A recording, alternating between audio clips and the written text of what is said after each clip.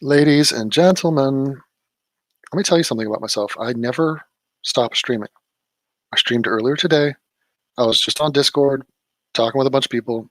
I stream myself working on my videos. I premiere my videos, constantly streaming, and I can hear my voice. All right.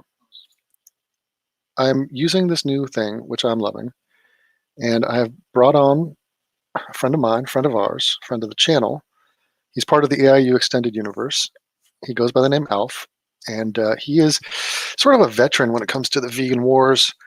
He is a staunch meat eater. There's just no pushing him off of his stance on meat.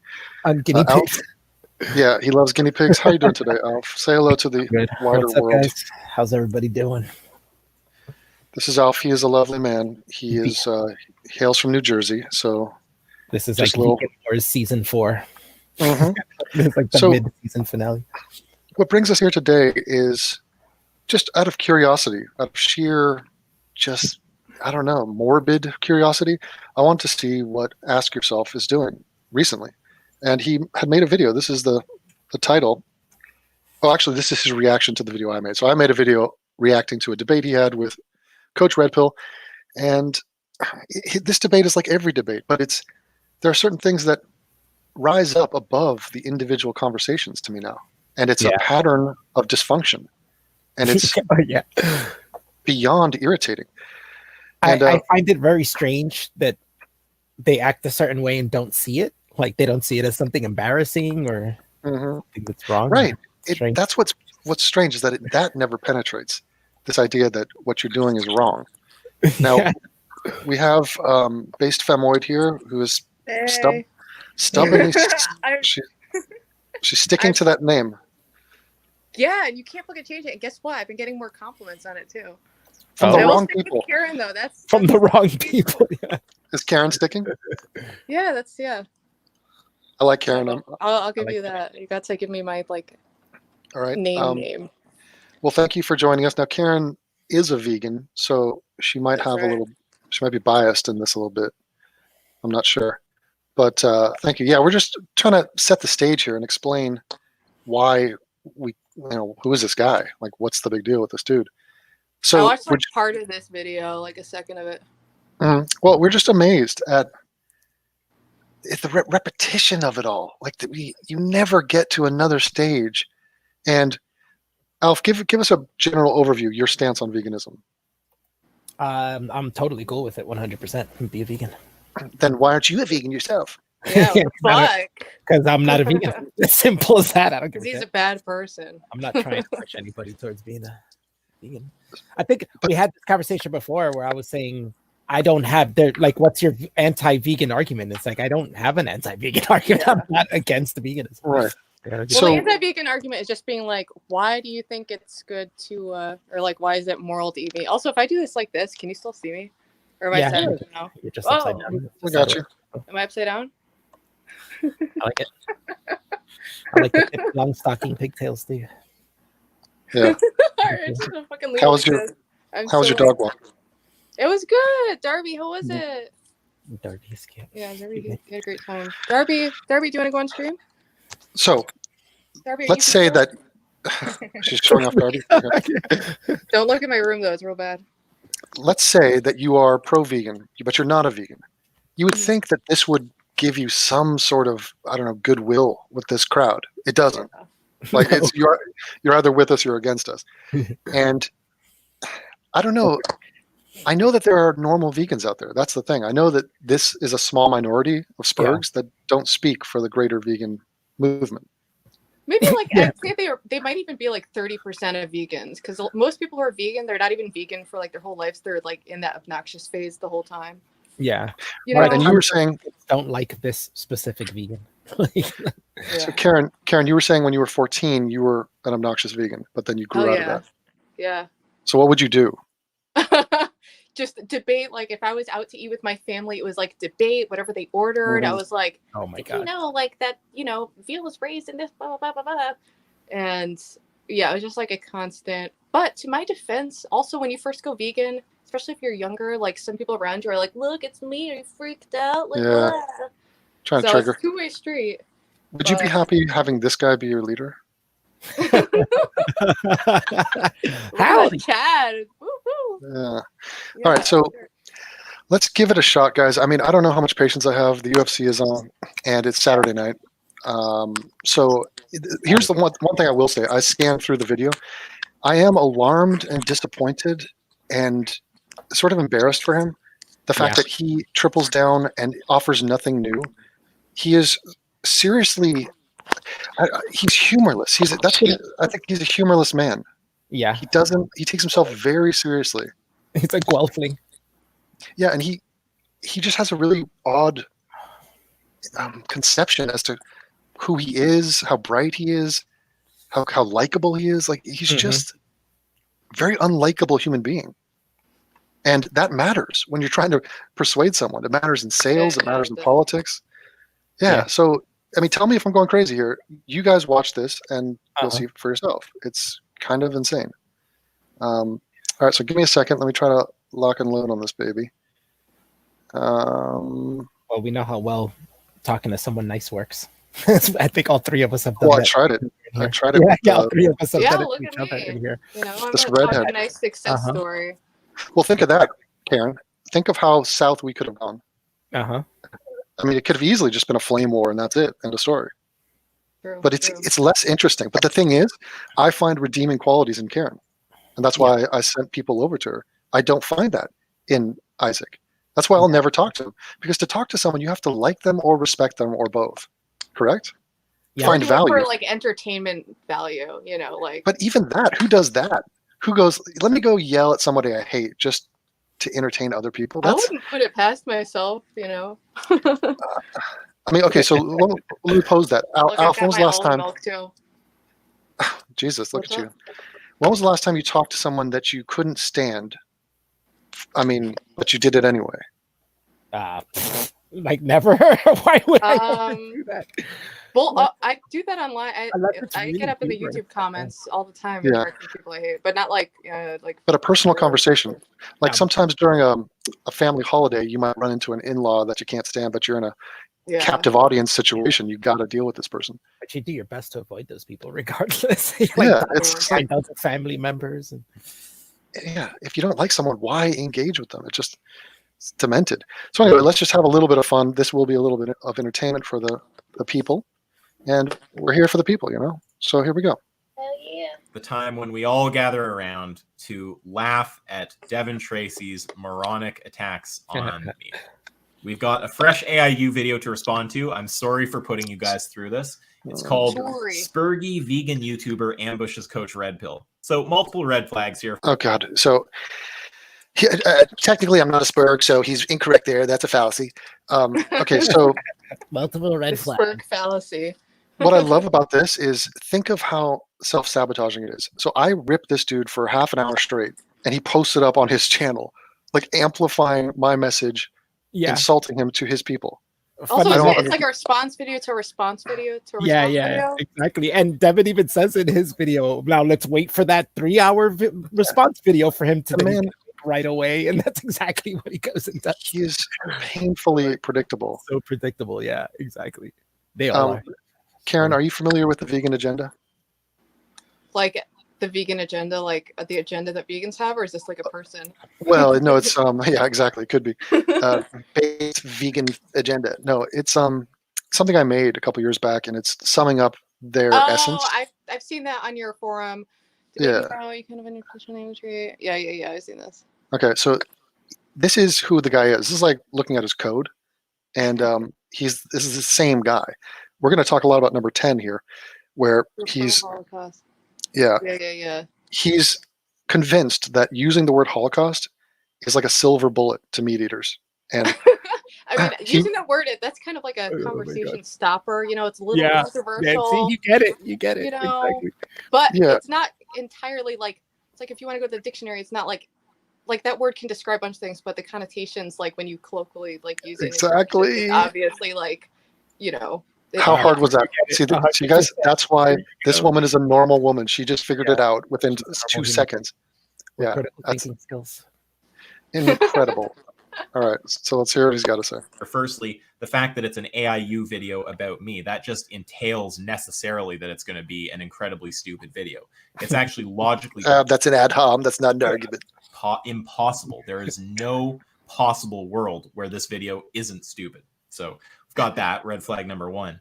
Then red flag number two, it's a video defending Coach Red Pill's debate.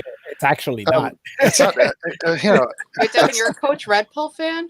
Hell fucking no.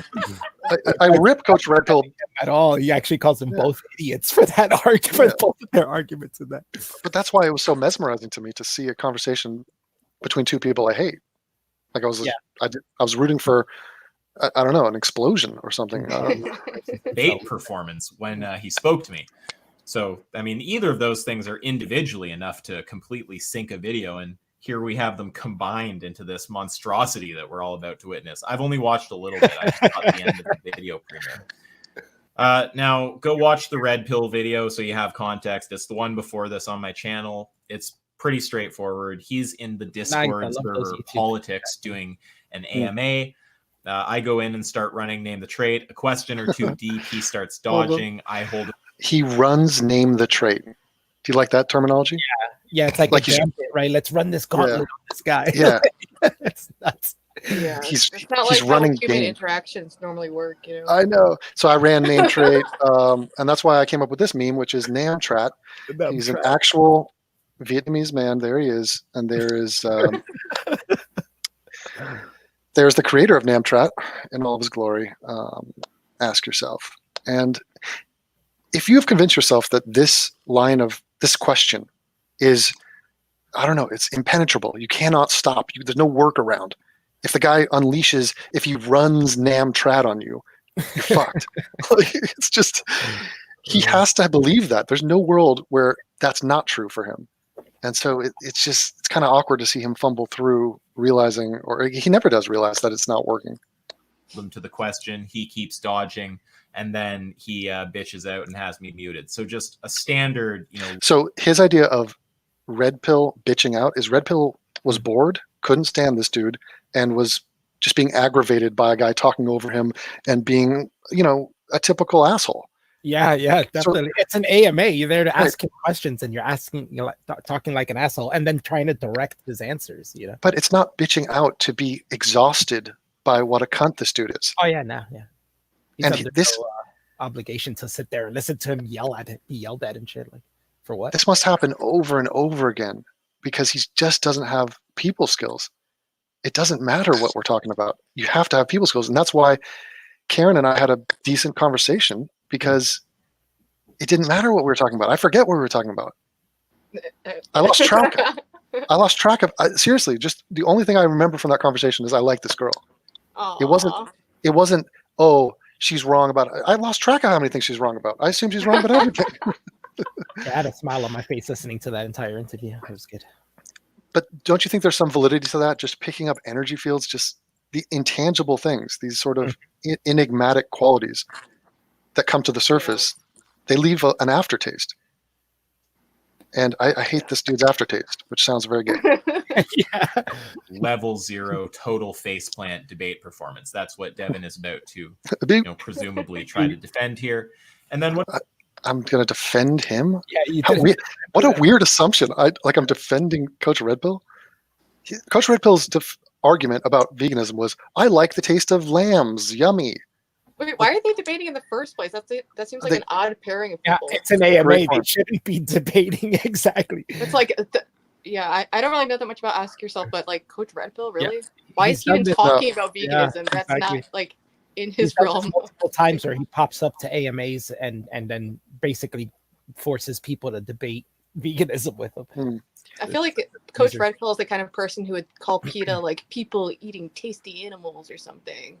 Yeah, that's probably like his attitude on it. He was doing that just to trigger a vegan, and it's basically he has no desire to talk about this. But he made a couple points. I mean, he acknowledges that using the word Holocaust is not legit, which is kind of the central. It's for emotional reasons. Legit or not legit, it's just kind of like counterproductive, I'd say. Yeah, I mean. It's for emotional reasons, right? It's to try to get you to be emotional about it, Yeah. Exactly. It's like what that woman did, is calling Dave Silverman touching the small of her back an assault. Yeah. And I'm sure you could find some definition where, maybe it's technically could be considered an assault but very minor. It wasn't meant to be an assault. Like, Yeah. it's an obvious ploy to use language to try to substitute an argument. Like, it's because, like I said, it's so obvious. Trying to say an animal holocaust. Well, Holocaust is super bad. I mean, might as well say animal They slavery. do that like with slavery too. It's like these are like I've seen this a lot like in vegan culture. I mean, more like the more extreme ones. That the Holocaust comparison, the slavery comparison, that's like not super unusual. Yeah, I could see that. Like, it's pretty problematic. I mean, yeah. So we're talking Holocaust. Yeah, but slavery is a great point too, right? So animal slavery. It's the same thing what they did at the border, where they said we're putting kids in cages. They're concentration camps at the Mexican border. Yeah, exactly. They're not concentration camps at the Mexican border. Hold on, Karen might think there are.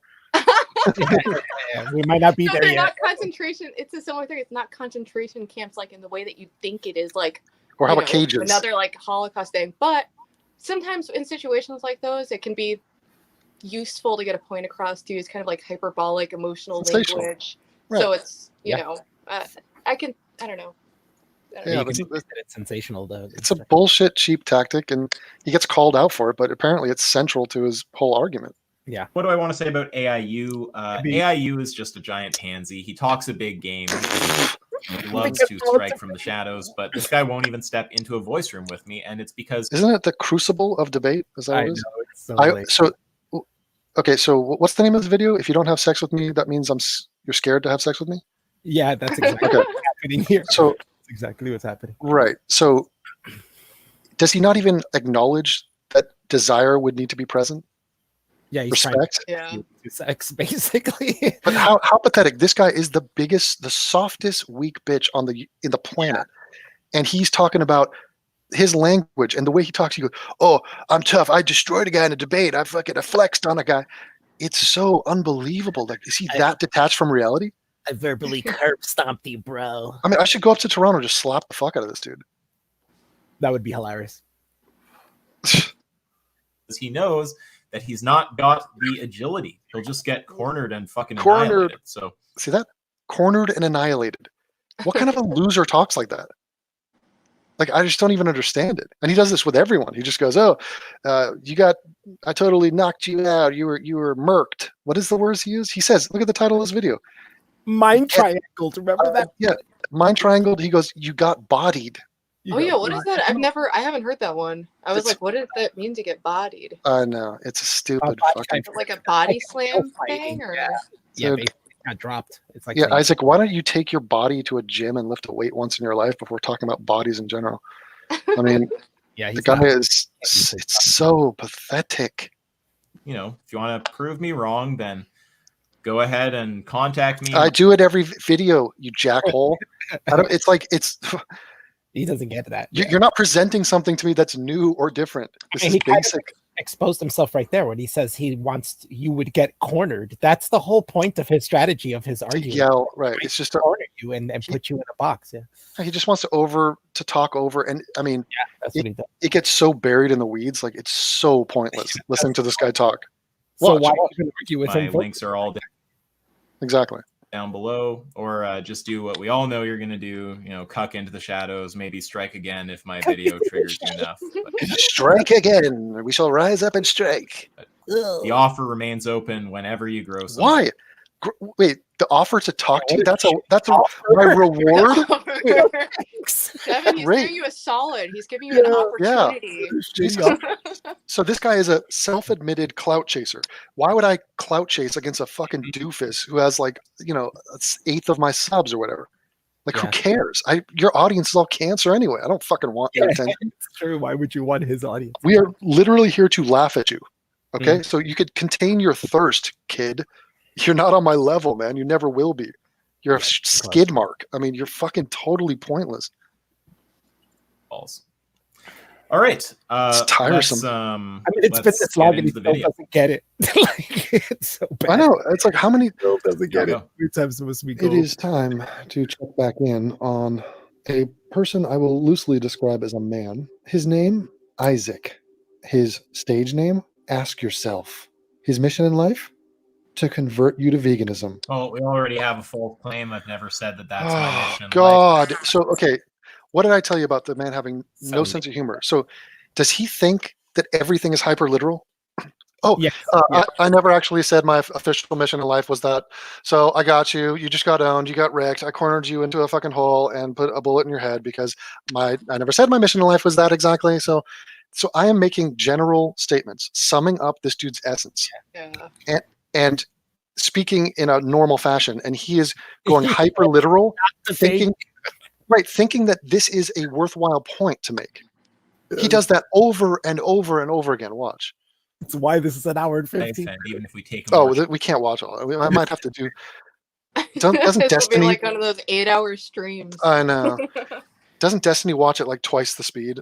I think Yeah, a lot of Oh We might have yeah, to yeah. do That's like something his like normal talking speed anyway, you know. So Right. He doesn't edit out parts of your video. Like you could literally skip some parts that were like he doesn't do anything. Yeah, I guess we've already heard my shit. charitable interpretation of what Evan's saying, like that's a major motivation behind my videos. It really isn't. I don't make videos with prospective vegans in mind. If anything, my content is more geared towards people who are already vegan, who want to, laugh at some bad arguments. And Oh God, right. Yeah, that's why this. Everyone's laughing. I mean, his community is. It is really a pitiful place to see, to witness, to see how their minds work. It's so sad. Like, and you know what gets buried in all this? There's actually some interesting conversations to have about veganism. But when you have a loser like this leading the dance, or as one member of a conversation, the whole thing gets shrouded in his autism. Everything else is lost. That's exactly what's happening. Yeah. Yeah, the number one story is this guy's a fucking idiot. And I don't care what he's talking about. This guy could cure cancer. It'd be Spurgy idiot cures cancer. That's the headline. Mm-hmm. explore the philosophy behind veganism. Now, I also want to point out, I'm not going to address every insult Devin makes. It's just boring to me. But any of the insults that seem to, say something substantive, like, Oh yeah, he's all about the philosophy. He's a god king, a philosopher. He speaks for a generation. He's just such a wise this is dude. my goal in life. I'll respond to ones like I think are an argument that Right, I get so- an argument against. Right. So my assessment that this guy's mission in life is to convert you to veganism. Oh, I'm so far off base. Oh, Isaac, oh my bad. I realized you don't have an official mission in life, and that's not an actual thing.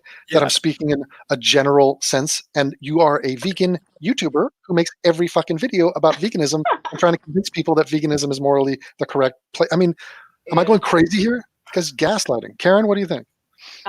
Yeah. I think that's a pretty reasonable conclusion you came to, that it might be in part of his motive somewhere. I know it's like, That he likes, but to get the word out there for veganism. but there's pushback Maybe. on that. Maybe. Who knows? If we're pushing back on that, what chance do we have at any sort of a useful conversation? that. Now let's keep going. The problem? He sucks at it. He is, how can I describe him? A waifishly thin Holocaust survivor. Is that with a Cosmic pencil neck. Skeptic in there? The testosterone level of a Dude, that Oh, creepy I dude on like the left, him. I like him. he looks like from a horror film. He's a I nerd, like but that. nice guy, but he's pretty nerdy. We're talking about the guy with the bowl haircut. Yeah. Oh wait, I guess you can't see what I'm pointing at. He's the bottom left. He's like Is a atheist YouTuber. He's like a pretty smart guy. Is he a top or a bottom? That I don't know. A switch, I would guess. A switch. How do you know those terms? I don't And then know. do you know vegan? Someone said it somewhere. I don't even know what it means. Do you know Vegan Gains, the guy at the top left? Yeah. Yeah, he's a lunatic. Well, I don't want to talk shit since we're public, but Oh, he what is seems he? a little wacky. Oh, we got drama. Why don't you debate him? Why you been ducking and debate from him the whole time? That's true. That's He incredible. has anger issues. Queef. And he looks like a cross between a Jim Henson Muppet and some sort of albino Somali. Add on top of that a goofy Canadian accent, and then just give up. I mean, it's a mess. But every once in a while, this cringy little bitch rears his head. He reared his head the other day I was watching Vosh, the fat, gay, man-bunned communist, and Isaac drops super chat because the tubby degenerate was making fun of me, and he jumped in. I mean, it was macho as shit. He jumped into that mob of spurgs and added a little extra spurgery on top. Fucking fantastic. So that's what he does, is he tries to leech onto people who have popularity. Tried it with me, tried it with Vegan Gains, tries it with Vosh, and now he's trying to do it with Coach Red Pill.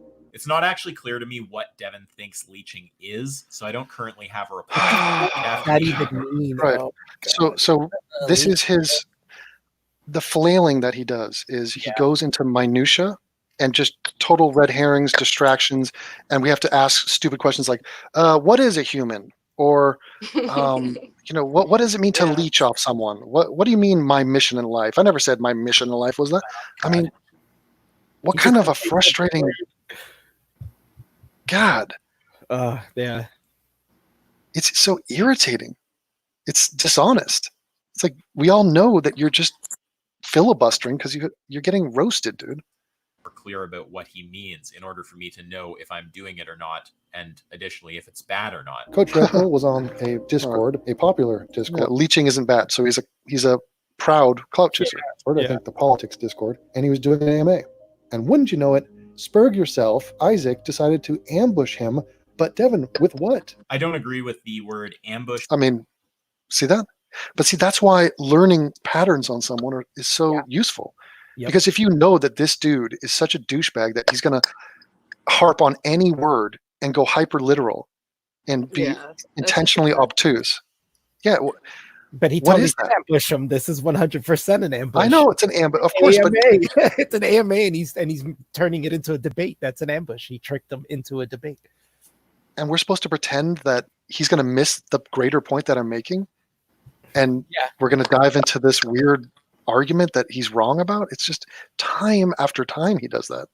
Yeah. Because that has negative connotations. But that's rich. He's aware of the connotations of the word ambush. Yes, it is a negative thing to get into a debate with somebody without them knowing you're there in a debate. But the word Holocaust connotation, what are you talking about? No, just look here at the definition. Oh, well, technically it was an ambush because it was an unplanned attack or whatever. Yeah. Jesus. Yeah, it's an ambush. 100%. Stupid. And he knows it is. Yeah, I did decide to go in there and challenge him about veganism and interact honestly with whatever he says in response. But a slight inaccuracy. Devin makes it sound like I just go in there and, sit around in the shadows and wait. Hold on, pause. I did not say that you go in there and sit around in the shadows. So that's a slight inaccuracy on your part there, Isaac. Don't you think? We're just saying. Who the fuck would enjoy a conversation with this dude? Who? Nobody. He doesn't go to parties. Rather hit myself in the face with a hammer. Strike or something like this. No, Devin, I actually get invited in there by the guy who. Oh, you see that? He's a big deal. He was invited by the freaking nerd over the politics Discord. And by the way, I've been on that Discord. I did an AMA, I think, once. Yeah, you did. Yeah. They were actually asking for you to do another one. I actually get invited onto those. Well, you also willingly go on and offer your services because you're a clout chasing whore. Yeah, exactly. Right. Doobie. Hold on. Is Karen, are you clout chasing by leeching off me for subs? Is that what's happening? Yeah, it's working. It worked great. Yeah. Let's do a quick sidebar here. Your channel is blowing up, over 2,000 subs. You basically broke the internet. You're a big star. Is your last video, is that your most popular vid?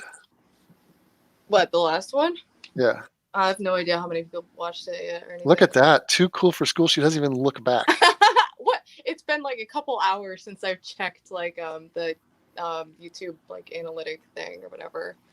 So is there a lot of curiosity as to what they think of you? How's my like ratio? Is it it's really good. Really? But are you interested? Because it's a very delicate thing to care what the outside world thinks. Because if you care too much, then you basically just become a shell.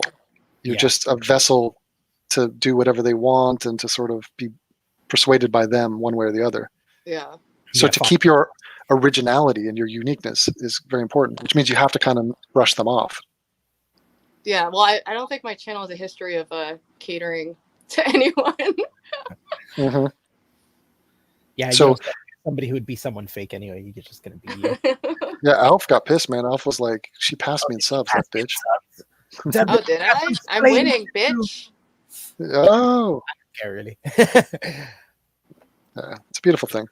I'm not a professional. He YouTuber. often invites me. He often invites Destiny. That's why Destiny was in that room the same day, right? It's because dude. So yeah, I mean, he's basically like Destiny. Yeah. You know, he's- I like that he uses Destiny as an example. Like, that makes it any better. Like, okay, Yeah. you got both losers waiting in there. To Well, beat. I like watching Destiny amazing. debate. I've seen Destiny debate veganism too, and Oh. he's kind of like a sociopath on veganism, but yes, Karen, we know you do. I mean, so, a Vosh fan saying she likes Destiny? What? Invites us in there because we're easily reachable. How crazy is that? Destiny is an upgrade from Vosh. So I should be happy if you said is that. crazy, but it is true. It's actually That's progress for her. on Discord, and he knows that we'll put up a good challenge to whoever's in there as the AMA guest. Yeah, it's so riveting and exciting to hear you say the same thing and to enter into your dysfunctional autistic conversational skills with the dude.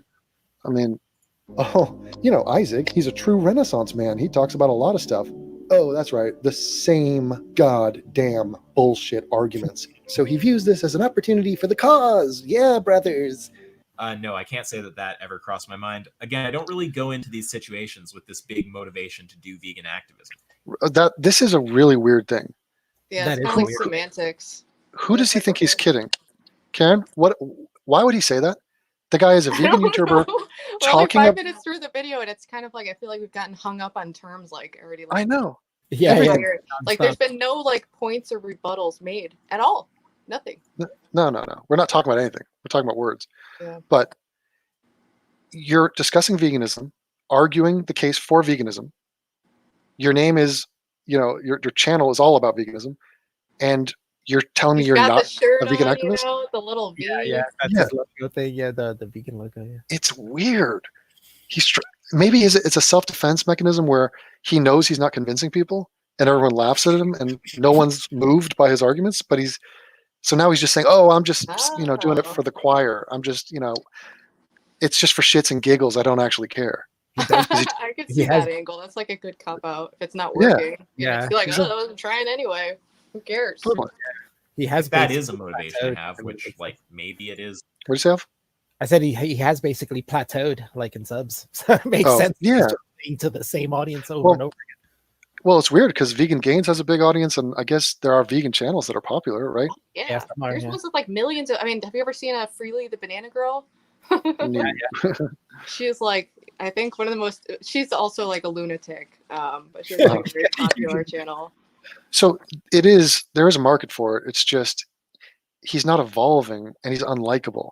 Yeah. And he has this whole cult of, I'm like this devastator in a debate. And it's weird that he mentions Vosh and Destiny because those Spurgs do the same thing where they just flex no matter what happens in a conversation, and they announce that they're amazing at talking.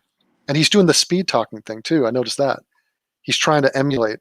Like the faster you talk, the smarter you are is the idea behind it. He's trying to be like Destiny and shit. Yeah, it's really cringy, but it's like, Yeah, it is. okay, keep trying. On some level, it's way down the list. There's other motivations that are way higher Name one. and that are going to have a way stronger impact on how I act in a situation like that. Name one. Now, I don't think No, I you can can't. give a good account of what my motivations are, and He has no idea what they are, but there are ones that are higher. But he's not going to tell us. I think they probably change from It's situation. so ridiculous. What are we talking about? I don't know. This is a vegan YouTuber is talking about veganism and trying to convince people of the merits of veganism. And he's like, yeah, I'm not really into vegan activism. Yeah, the this situation. I don't this even is think I'm always automaton. motivated He by called this. it. He said that he wouldn't be able to help himself but make a really long video response.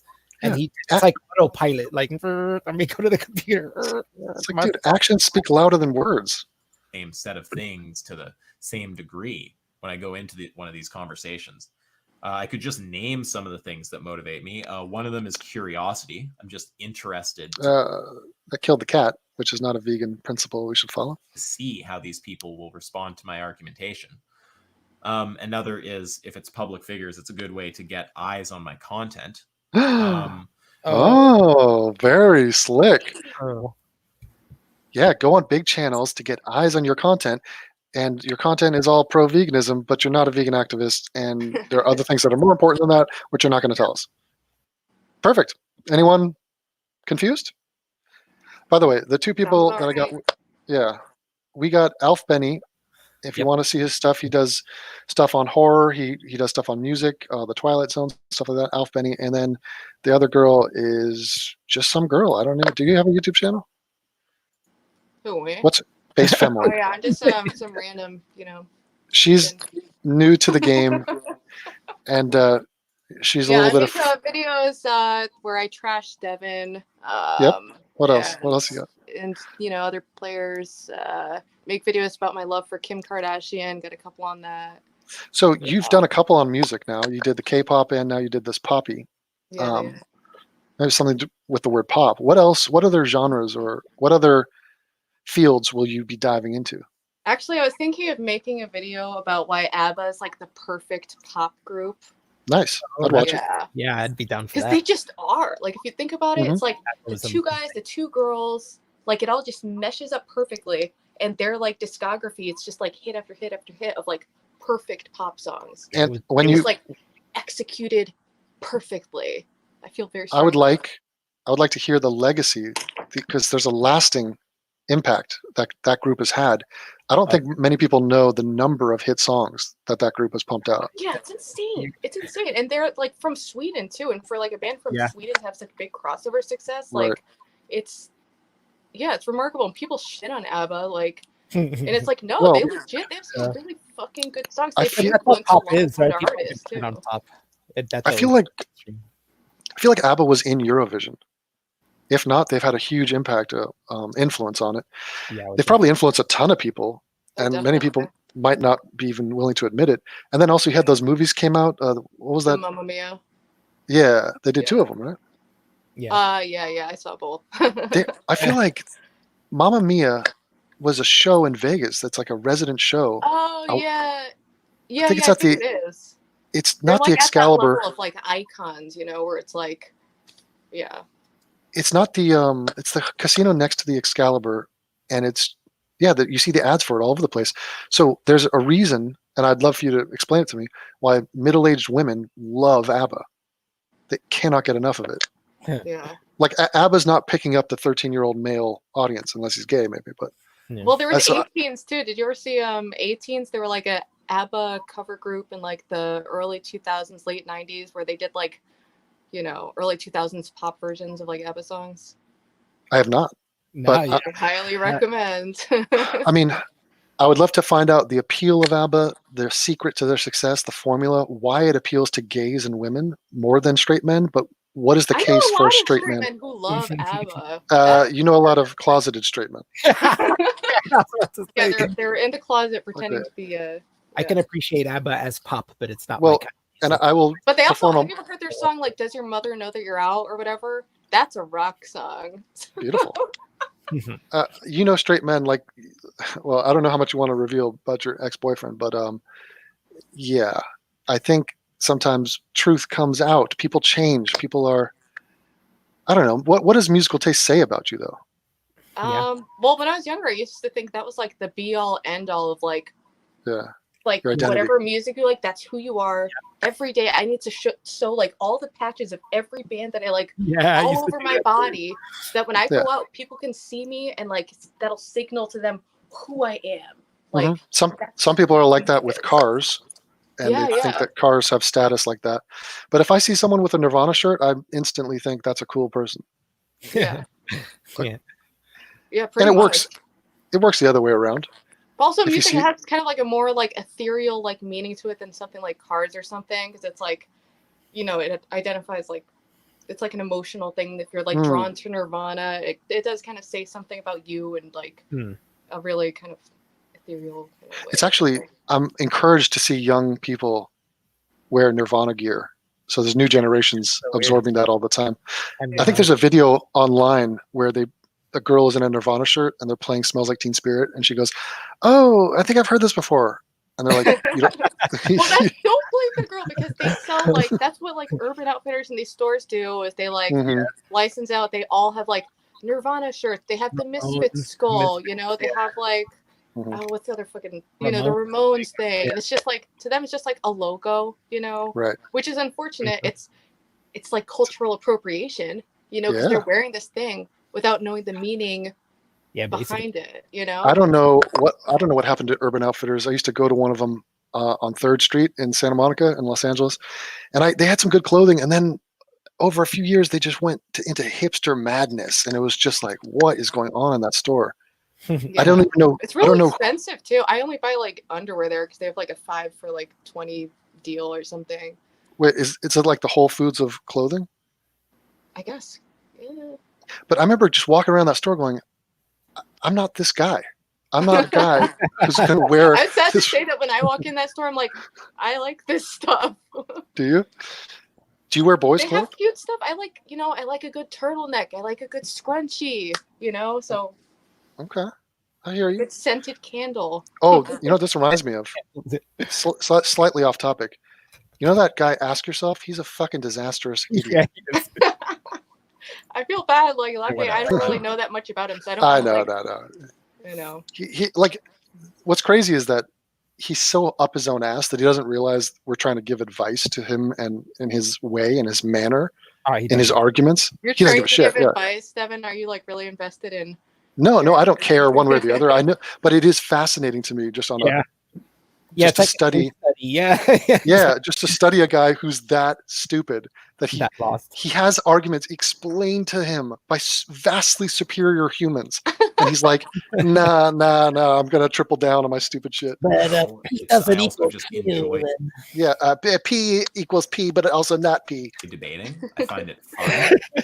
How old is he? Yeah, Is he but I like a can't say that. younger guy? 20, whatever. I mean, Oh, well, that's anything you are or say in your 20s doesn't count. Maybe.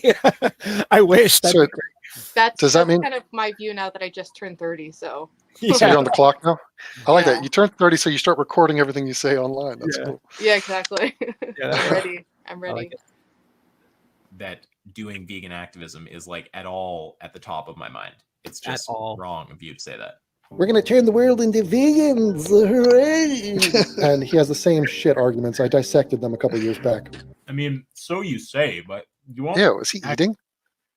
He couldn't swallow? Full, he couldn't swallow. Wow. So you say, good Sue. Actually defend your dissection in a lot. I can't defend my dissection. Right. That's why I just go hour after hour explaining it, walking you through it. Conversation, because you know that I tear it to shreds, don't you? Totally, Isaac. Now eat your fucking Devin. swallow your swallow your matzo ball soup and get back to it. You can repeat it if you want to, and I'll debunk it in this video. We'll see if you. Oh, debunk me, Isaac. You know what it is? It's insecurity. This is like, a short guy who's worried about being short. Yep. Or a bald guy who's worried about being bald. He is like that, but just with intelligence. He feels that he's not mentally up to par. Doesn't have a formal education, and this is why he's desperate to come across a way. And the cognitive dissonance that we all experience is this guy is not smart, and yet he's claiming and presenting himself to be a smart person. And therein lies the this is my compensation intellect. Don't worry about it. Let's go through it again. So I was interested to see if he has changed at all. And no, he hasn't. He's the same goofy-ass loser as he always was. Who's Coach Red Pill? I mean, this is a situation where it's a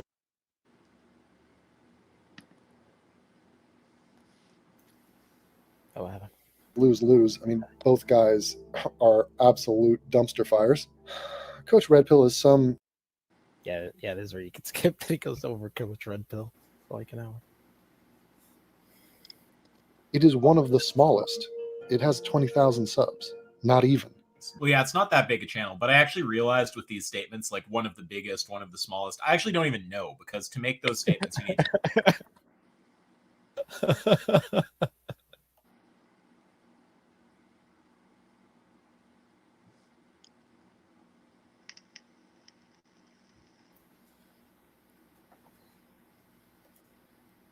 What are we waiting on? What happened?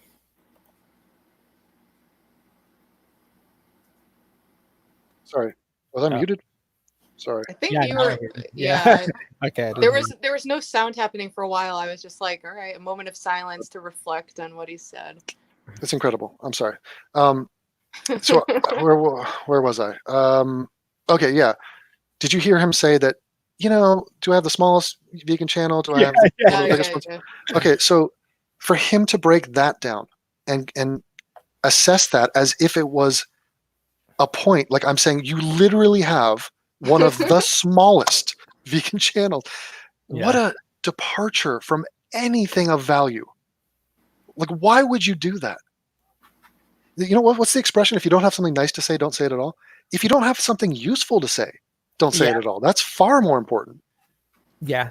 Yeah, I want to hear know like some how many- interesting like points or something. I want to see what this Right. guy's about. But Get to an actual point. Many Exactly. Yeah. channels there are and how big those channels are, and then you have to see Like, where this is yours not sits relative to interesting. all that. So Yes, I don't and that's why I don't Coach know. Red Pill, That's like the opposite of interesting.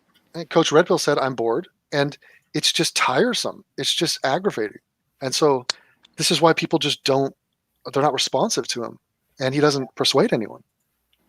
I actually have no idea, but point is, it's just not that big a channel, and there's vegan channels that are a lot bigger by any means. One of the largest. Again, was that worth saying? There are vegan channels bigger. Yeah. Nobody. It's the nobody- largest. It's really. Hey, it's you gotta really not, fake it but till you okay. make it, Isaac. Yeah, it's huge. It's gigantic. Yeah. It's Okay, go- bigger than go. China. All right, so Coach, I'm just kind of here to do the only thing I ever do in politics, which is grill AMA guests about animal ethics. So I just ask you some Grill questions. them. So think of that. Think of that as his right. So he's trying to make a joke about grilling, but Wait, that's Coach Red Pill making that joke? yeah, Oh my god, he's such a. Is he a boomer?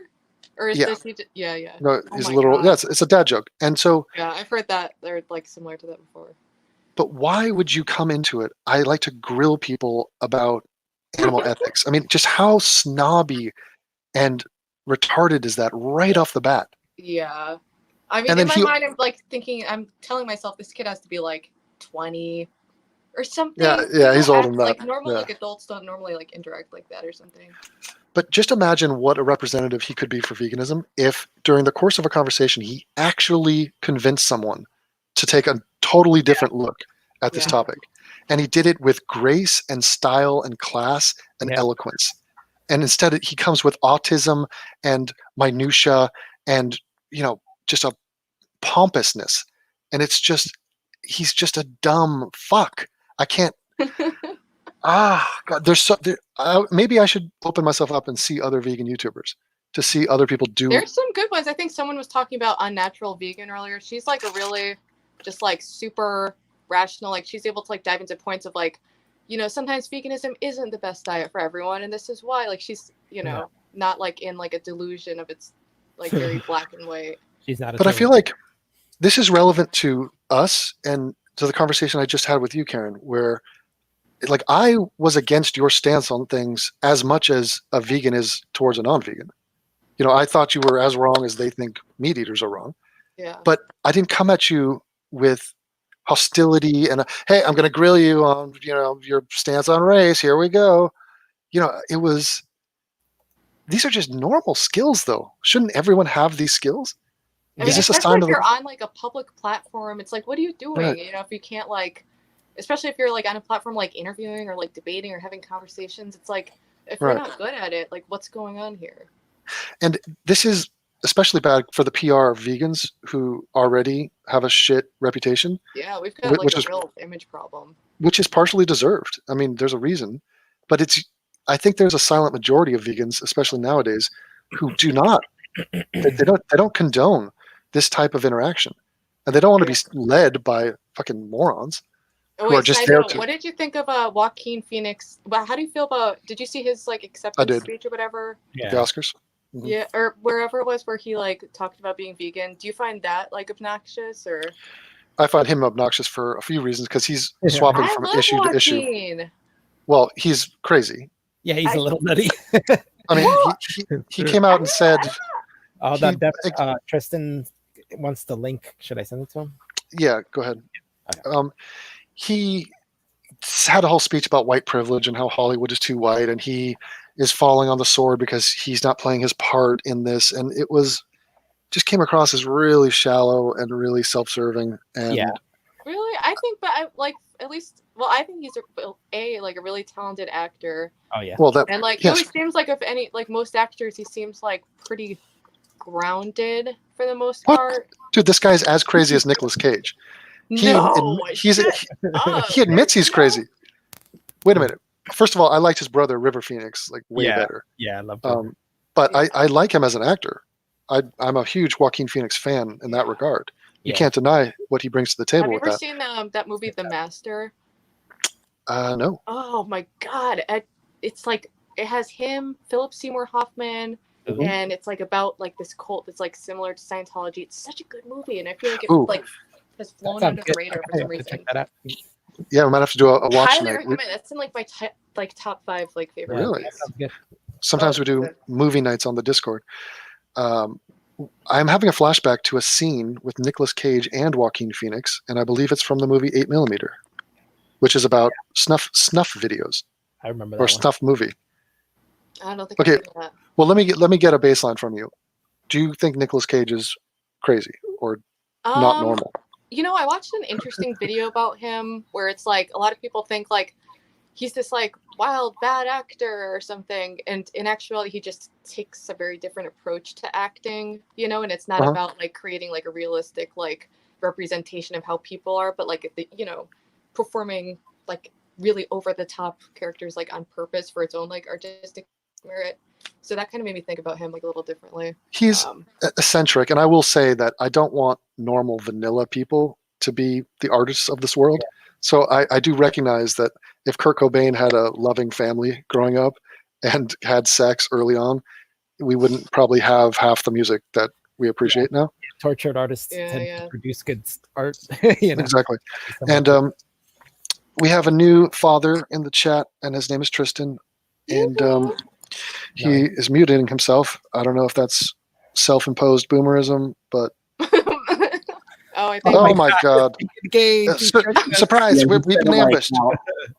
We just got ambushed. Something I said to you privately, or at least I said in the chat I'm privately. not hearing any sound coming out of Tristan's thing, I think. Can you hear me? I hear you, I Tristan. hear him. All right. Karen, what's wrong with you? I don't know. I hear you guys, but I don't. All I see is I like the like. Shit. You see the? Oh, that's weird. I'm afraid to Hmm. even push a button on this because like the last time I pushed Yeah. any buttons on this, it like fucked it up. Yep. That's So crazy. here's something about Isaac that would probably blow your mind. All right, let me try pushing. I'm gonna. If you tried to talk to Leave and come back. All right. if you had a conversation with Isaac that had nothing to do with veganism, I think that you might actually get along with him. So there's a hot take. I think that if you guys were talking about something that was un-veganism related, then you might actually have a good conversation with him. Hold on. Did somebody send me 500 pounds? Yes. Euros. The fuck? The fuck? That is an all-time record. Yeah, as I was writing it to Good you. freaking god! The guy just. God damn it. It's a lot. The hell? Who What is a that guy?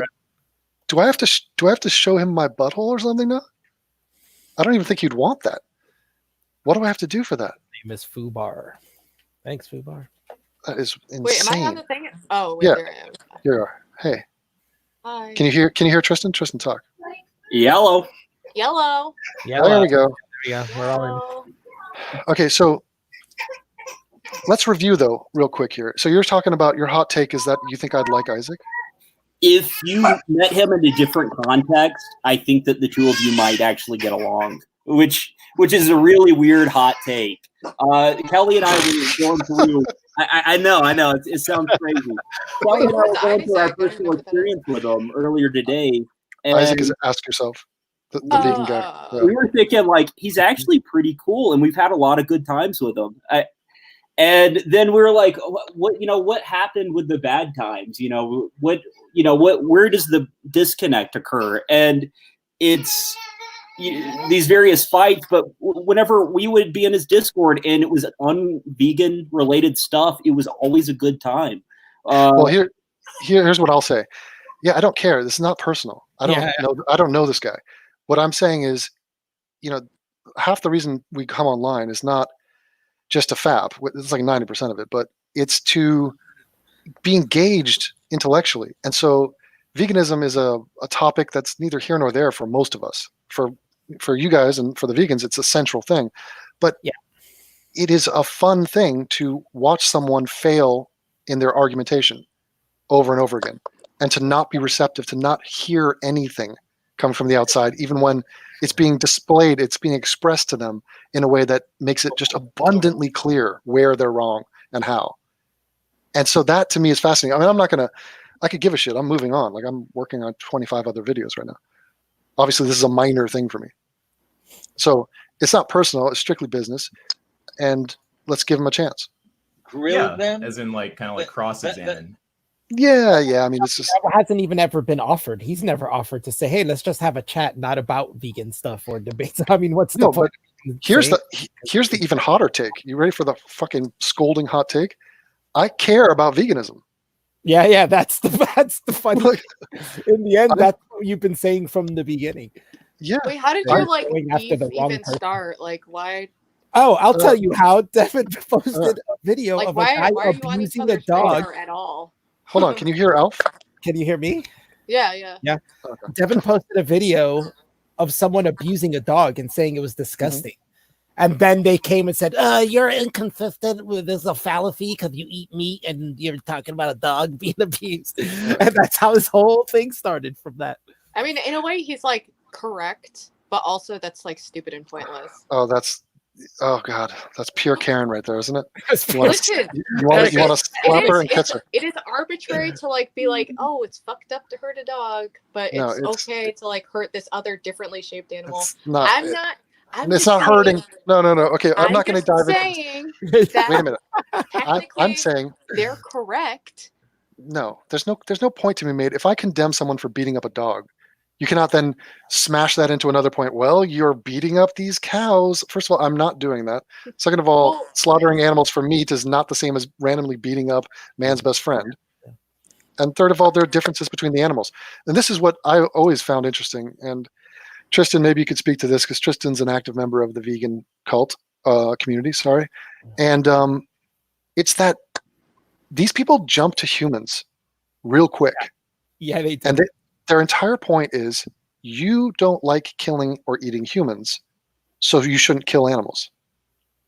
Now, they when they say that, they're ignoring the fact that we don't kill or eat a huge number of animals, and everyone's on board with it.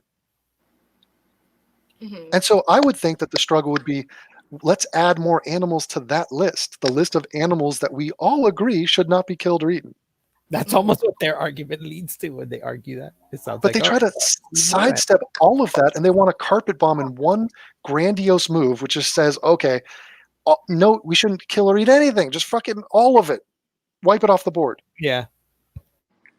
And it doesn't make sense to me. I feel like there's so many more. It makes sense if you're trying to be like, like if he's someone who's read like Peter Singer and it's really utilitarian, like logic, like boom, like the whole thing is like equal consideration of interest. So like the interest of like a person not to be physically harmed is like equal to a cow's interest in not being physically harmed because they both experience pain.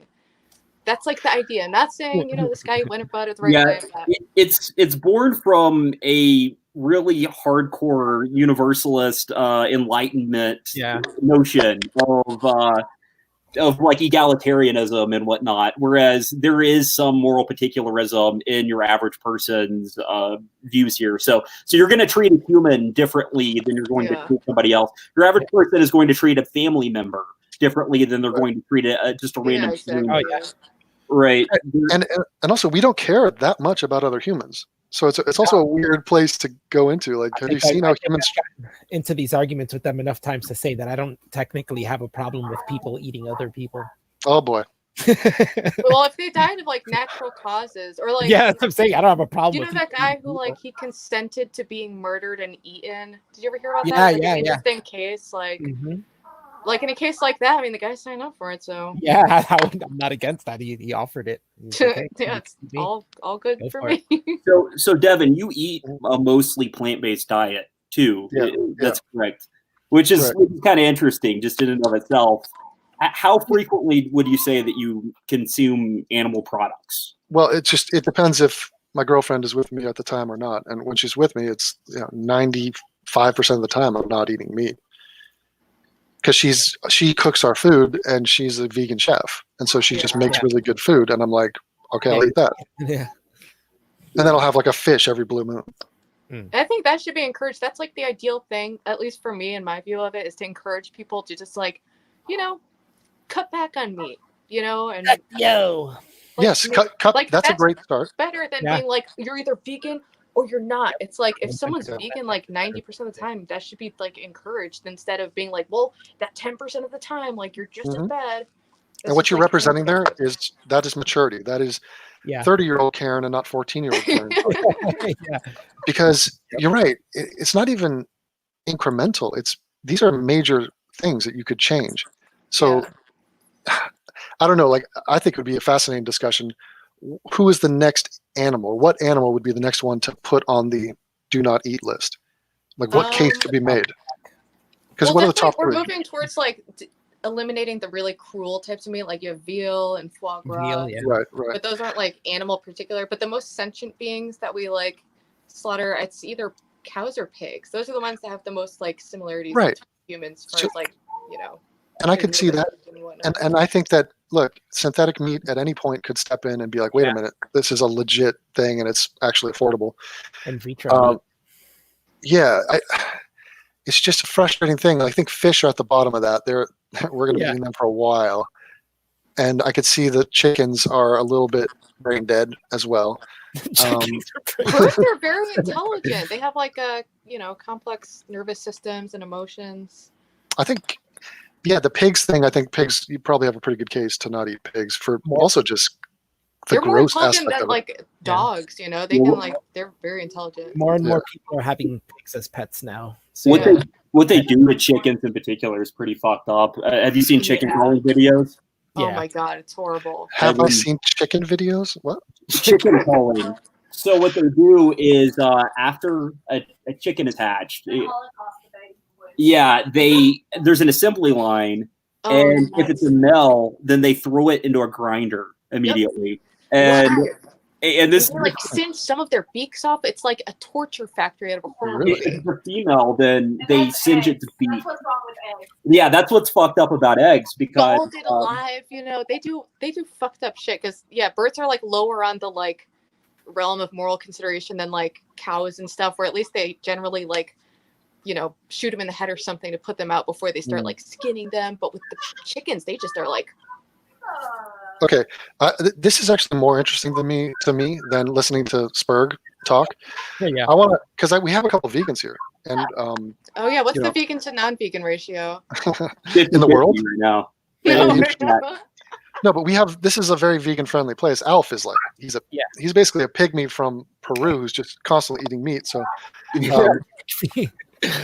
No, but every day. Here's a question. I have a legit question for you. So, you know how money can solve a lot of problems? Is there a federal push for veganism at all? I'm talking about a budget set aside to actually try to implement, to change the overarching dietary choices of our country. Well, I know we that- already actually subsidize like the meat and dairy and egg industries. That's Right. why it's so cheap. So I feel like we could just move and, kind of do what we already do with those industries that are like fucking up the world and stuff, and then invest more in and maybe subsidize like healthier things. And already naturally you're seeing places like Burger King has like the vegan burger, Dunkin' True. Donuts, they all like, you're seeing those changes and like more people are drinking almond milk. Like I think we're just going to keep going down this path inevitably. Imagine if we cut out 1% of the military budget and put it into some sort of a food overhaul where we actually really emphasized, non-meat sort of diets. Yeah. I don't think that's ever been done before. And imagine what an impact that would have. So if you have, vegan Mondays at school lunches, say, or vegetarian days like twice a week or whatever it is, or at least have the option at those Yeah. at schools. It doesn't take long to form a pattern. I mean, we're all bred on meat the same way we were bred on religion. Yeah. It's just normal. But if you have a Yeah. new normal from the start, it doesn't take long to change things up. Yeah, That's so it takes a few generations, right? Yeah, but like I was going to say, to build on what she was saying, I do think that the prime mover is going to be the free market. You're going to see lab-grown meat within the next 20 years just take over, because they're going to be able to make the perfect kinds of steaks. They're going to be able to bring yeah. back things like mastodon meat. And animals that we can't really normally get, you'll be able to eat like a tiger burger, you know? Right. And even now, like the milk battle, yeah, straight you up. see a lot of people going to plant milks rather than dairy milks because they're just better. Yeah. And- It's also so much more efficient. Like when you're like a vegan, you're eating like you eat a plant from the earth, but when you like are raising food and you have to feed that food for like years till the cow like gets full size, it's like, you know, you could just cut out the middleman, you know, and just and also for a lot of us, I think this is like a first world problem. And it's a rich person's thing. To be vegan is obviously costs more. I know there's ways you can go about it that's more cost efficient. More But effort. Like I am on a tight budget, but I have to cook like all my food from scratch. So it's more like the amount of time that you have to put into it, because it's not like I can't just go to the store and buy like a snack. I have to like fucking, you know, peel a sweet potato and dice it, and, you know, the whole shebang. Right. And so when we have huge percentages of our population who are struggling with money, this is a consideration that gets tossed out the window, because they need to eat, they're hungry, and what is available? You go outside and it's just dominated. The free market is giving us meat. Right. And I was going to say, in the near future, it'll be the opposite, because lab-grown meat is going to be significantly more cost-effective eventually, because you're working with raw ingredients. Yeah. You don't have the inefficiency of going through this biological vehicle. You'll be able to take grain and you know, other things and just use a chemical process to create the meat. So, I mean, there's been some salad shops that have had success. You know, what's up with the Salad Factory? Is that still around? I love that. But there's a bunch of them that are pretty good. I'm telling you, if there was an artichoke fast food place, I'd be at it like I would. I'd be 4 times a week. I'd be eating at that place, but they just don't have it. I mean, in like certain cities, they have like vegan like fast food places, and they're like hugely popular. Like me and my friends, when like we can't eat stuff like that normally, so we'll literally like drive to New York to like go to like this vegan fast food place, and it's just like, ooh. But think about this: how much more useful is this conversation about the topic of veganism than trying to pwn someone in a debate and technically here's this and there's that, and morally you're fucking a bastard because you're a cunt. It's just, it doesn't achieve anything. Something I'll say, once you do adopt the plant-based lifestyle, there's a tendency that I've seen in other people to incorporate veganism or that animal ethics arguments into their identity, and even if they went vegan for health reasons because they wanted to lose weight, they had read that Skinny Bitch book or whatever. Once they get into the lifestyle, all of a sudden you hear them using the animal argument, or arguments for animal ethics. So it's like once that transition occurs, you automatically see the people jump in with the morality. They start adopting this new morality, even if their original intention was pure vanity. So I think shaming people into becoming vegans is a no-go. That's not going to work on a massive scale. I will play devil's advocate. It's like in general, like I don't think it's a productive tactic, but I do think that like in general, like shame is like a tool that humans evolved to like enforce social order, you know. So I wouldn't dismiss it entirely. I'm kind of just playing devil's advocate of like why the reasoning why people do that. Well, there's a lot of people, first of all, that have no shame, and then second of all, we notice that it just doesn't work. So like we see these little accusations, and like I'm even totally comfortable saying some people are more moral than me on this topic. And I'm more moral than them on other topics, and it's like, are we in a moral, like who's more moral dick measuring? Like I just Yeah, Kelly just made a exactly. good Like point. I'm vegan, but I still like I buy clothes that are made in sweatshops, or I like Yeah. vape this like Mhm. horrible e-cig, and you know, so I it's don't- kind of I like don't people pick the carpool. things that they want to like morally invest in. Kelly made a good point.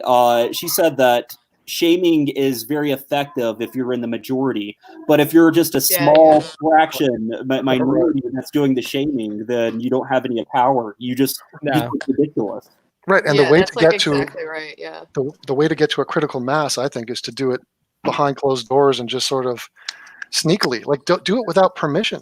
You basically, if you just put in more options, and Yeah. you had risk takers, people that entered into business and said, we have a vegan food we're going to pump out to the public, and we're not going to ask if we can. I mean, we can start a business, but that it needs investment, it needs support. I mean, if there were federal dollars, this whole thing could be amplified and ramped up way I faster. think that's like, I mean, depending on how like our, you know, future elections go and stuff, I could see that happening in the future, and probably more so like for like public health reasons and healthcare costs due to like heart disease and other things that are exacerbated by like animal products, and then also, you know, for global warming and whatnot, which factory farming is like the single like biggest contributor to. Is Right. that true? Tristan, do you verify that? Yeah, it is. You have methane production from the manure. Oh shit! All right, Tristan, mansplain to me what you just said. right now. So, animal agriculture is the primary, or is the number one factor in global warming. First of all, you have to deforest land to make room to grow feed for the animals. So you have deforestation that happens on that level. Look, I think we are. And then there's water contamination, and then there's the methane from the cows themselves. There's so many different ways that it does it, but I'm pretty sure, off the top of my head, I think it was like contributes to like over 40% of all global warming, and then the rest is like divided into like various other things.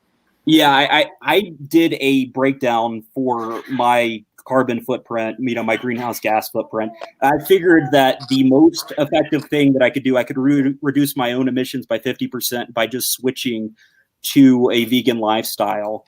But even beyond this, you also have an issue of this antibiotic resistant bacteria, because that's huge to make meat so quick. Well, I think I'm a little bit more optimistic than maybe some. I think that we might be on the brink of some real change, because as silly as it might seem, this thing, the Impossible Burger, I've had a couple, and I'm telling you, it passes the sniff test. Really? I haven't tried it because I actually stopped eating meat when I was 8, and then I went full vegan at 14. So I don't remember what meat tastes like, but it's not appealing to me. So I almost don't want to try the Impossible Burger, because I'm like, meat is gross. Yeah, it is gross if you actually think about it for a split second. So is sex, for that matter. But yeah, it's all gnarly. I don't. yeah. So I tried it, and if you are a half decent cook at all, if you season, even if you don't, even if you just heat it up, it is actually you could easily see that this is a substitute for meat. Really? And you'd feel way better about everything, and you don't actually need to eat the friggin' flesh.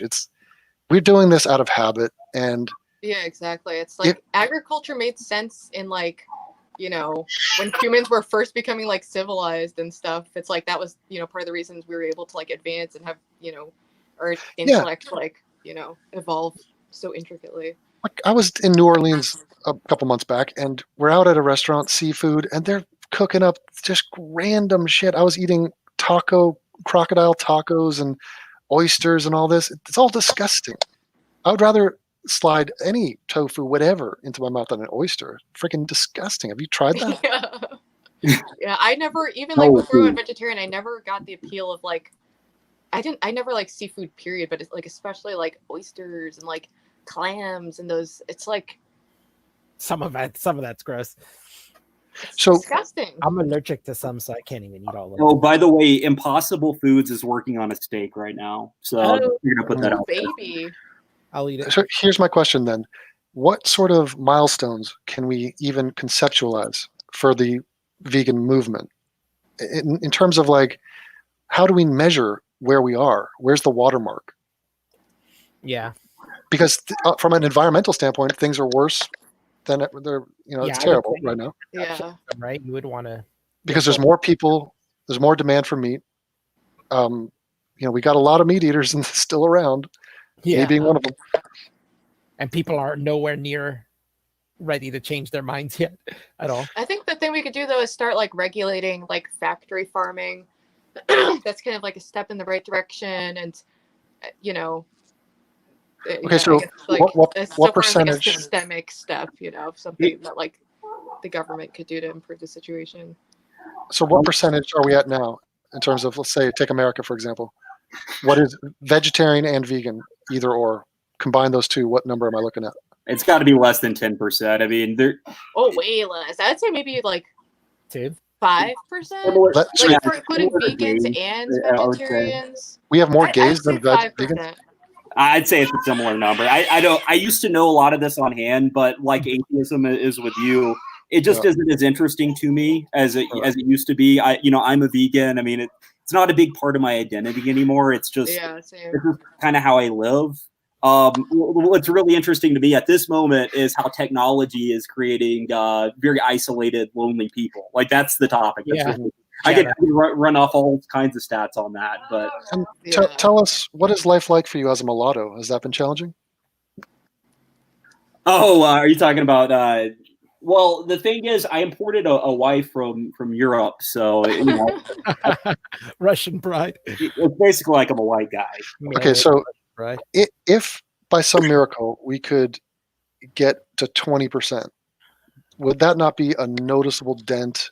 So it's not just some fringe angry group of protesters. It's a serious lifestyle with maybe a political lobby where they're like, look, we need to actually make some changes and we need institutional help. The way that I see these things playing out, I mean, you could come up with something like abortion. So abortion is a eugenics program, but it's a eugenics program that somehow the progressives will fight to the death for, right? What's that? Yeah. We need to somehow. I'm not going to let that slide. So that it looks like it's so that everybody gets behind it. I mean, somehow that needs to be, and you're not going to get this through rationality because people are fundamentally irrational. Karen wants to rebuttal. What do you have to say to that? Oh, the part about how abortion's like a eugenics program. I understand that, yes, Planned Parenthood, look, listen, abortion's been around forever. It will be around forever. Oh, yeah. And when Planned Parenthood started, it was like, in like the 20s or something. So it was a racist time. So yeah, I think like the founders who were like really advocating for that, were doing it from a eugenics angle, But the thing about it is it's like, you could debate all day whether abortion's moral. And that's like, it's one of those things that's like, it's a moral gray area because, you're dealing with the bundle of cells, but you can't pinpoint exactly like, oh, it's wrong to kill a fetus at like how many weeks, But the fact is that it's a medical choice between a person and their doctor because you can't. The alternative is like mandating someone's pregnancy go to term. Yeah, I think that's it's really just not feasible. I think it's the embodiment of not being civilized. I think that is you being an animal on an animal cycle of breeding. And so for us to determine when we want to breed, I think is really fundamental to the advancement of the species. I don't even think it's debatable. Talk about an uninteresting topic. It's like, yes, obviously we need abortion.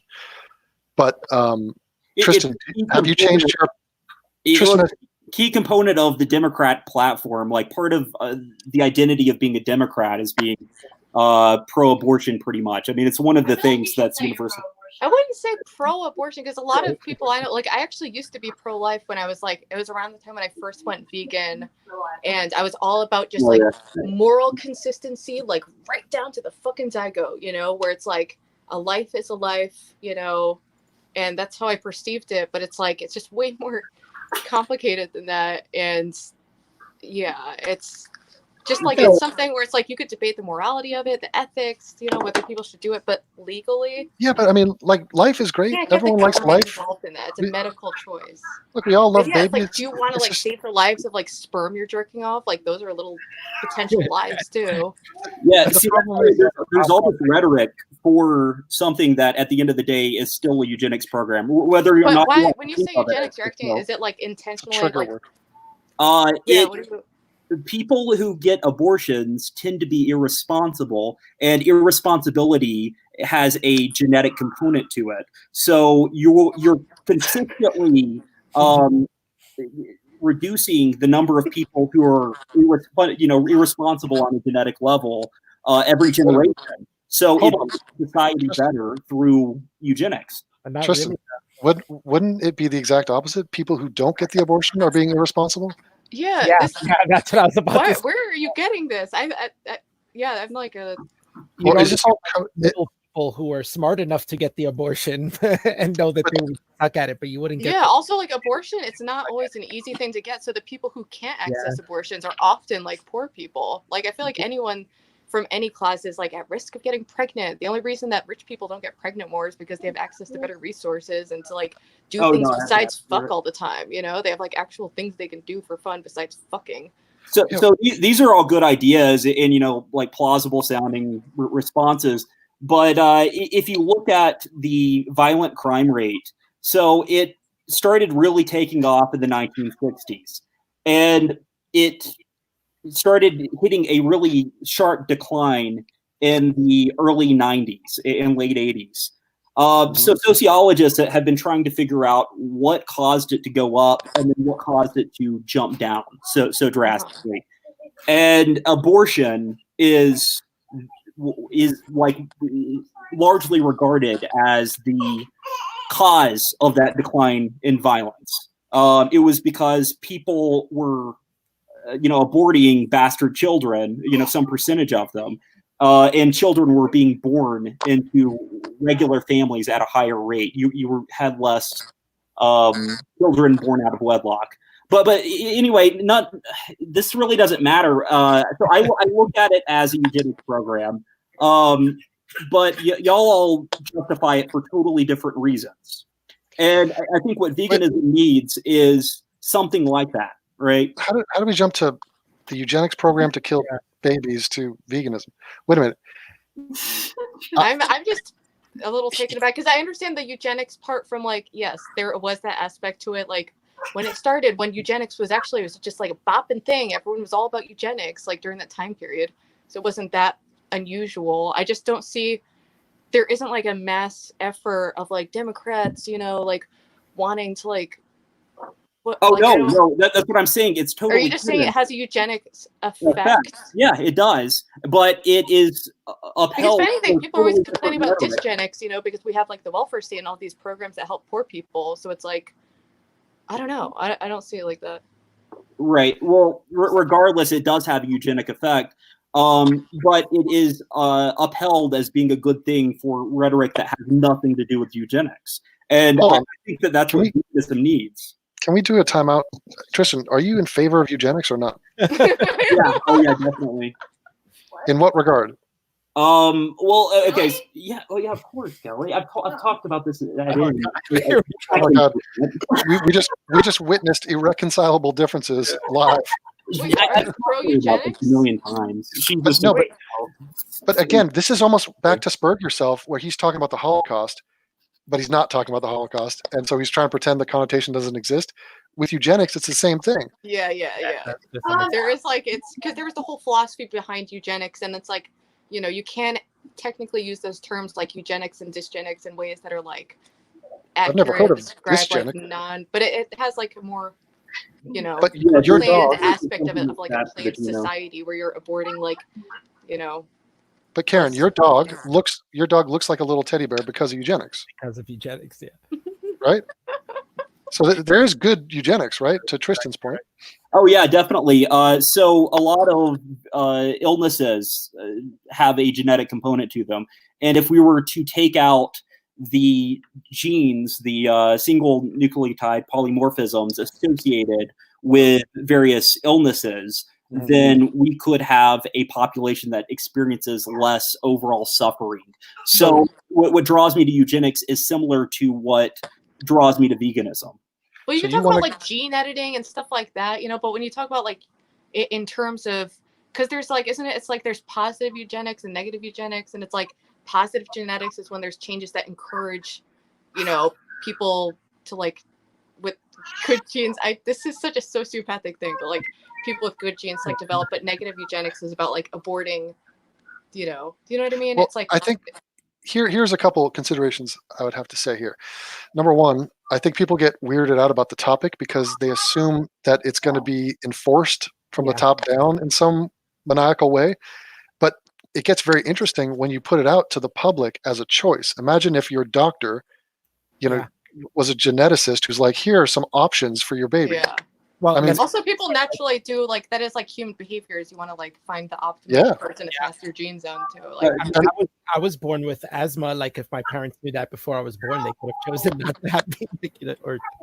Right, and so a lot of those things make sense. And I think also then the factor is, are we playing God? And the religious dissent comes in. So none of us are religious, and so that's not on the table. But for many, that would be an absolute deal breaker. oh, Yeah, to build on Devin's point about it making it appear as an option, a good example of this would be voluntary chemical castration in exchange for reduced prison sentence. Or Sapolsky talks about in his book, what we need to do for criminal justice is move to something where we could give people some kind of brain surgeries to fix them and give them a reduced prison sentence in return, because that person would suffer less, and less people would suffer at that person's hand if they were just fixed, right? Orange. Okay, but wait a minute. That's interesting because you're saying the prisoner would have a choice. It would be his choice to do the castration. Because I don't even know how to. what do you think? Yeah, what do you think? I find that some of the ideas you're stating are just like a little problematic. Seems like things could go wrong in implementation or whatever. True. Like, very true. Like the idea of like offering, like, okay, say someone's like arrested for something, you're like, hey, like you can either be like castrated or like go to jail for a long time. I don't know. Seems a little weird. Like it might not be a good idea. How is it much worse than the criminal justice system in its current state? Because that's like a permanent, like adjusting someone's bodily functions in like a permanent way that's like very coerced, because it's like, okay, they have the choice between that or like, going to jail. But if you go to jail, I mean, depending on the crime, you generally get out afterwards. And also, I don't, it's their decision. They can get the reduced sentence or they can't. They can still fight the case. Yeah, I'm talking about like a vasectomy or whatever. I know you don't mean like literally like cutting off the human balls. Right. So I'm saying at the end of the day, it's their choice. They could get this reduced sentence. So if they get this reduced sentence, they're experiencing less suffering. They're not going to bring children into this world that are going to likely grow up in a turbulent environment, that are going to have genes that were provided by somebody who tends to be irresponsible. So yeah, I look at it as a suffering reduction mechanism, similar to how I look at veganism. I think there's some meat on this bone, and I'd like to pry into it. I think Tristan has been thinking about this for a while. Tristan. Yeah, it's interesting. In your opinion, do you think that there are people having children that should not be having children? Definitely, yeah, without a doubt. Do you think it's off the table to manage or somehow control who is allowed or permitted to have children, or is that even a concept that doesn't exist? Everyone can have kids whenever. Right. I think we talked about this at some other point, and the idea was brought up that you give certain benefits to people who prolong having children after maybe 25 or something, so that they're responsible. I mean, after the prefrontal cortex is developed, so they're going to be more likely to be responsible parents. Or you give some kind of benefits to married couples that have children over people who are unmarried or whatever. Do we not do that already? I thought we already kind of did that. Sort of. Not the age you thing. can like put in place like incentives. Like I understand, like if you want to go into like a vacuum of like purely philosophical like reasoning and stuff, like I can see where you're coming from. But so far as like implementation, I think you could take like 1% of those ideas, and the way that we already have like some incentives for like married people or like whatever tax credits people get for kids or whatever. I don't know. And also, social stigmas can be powerful.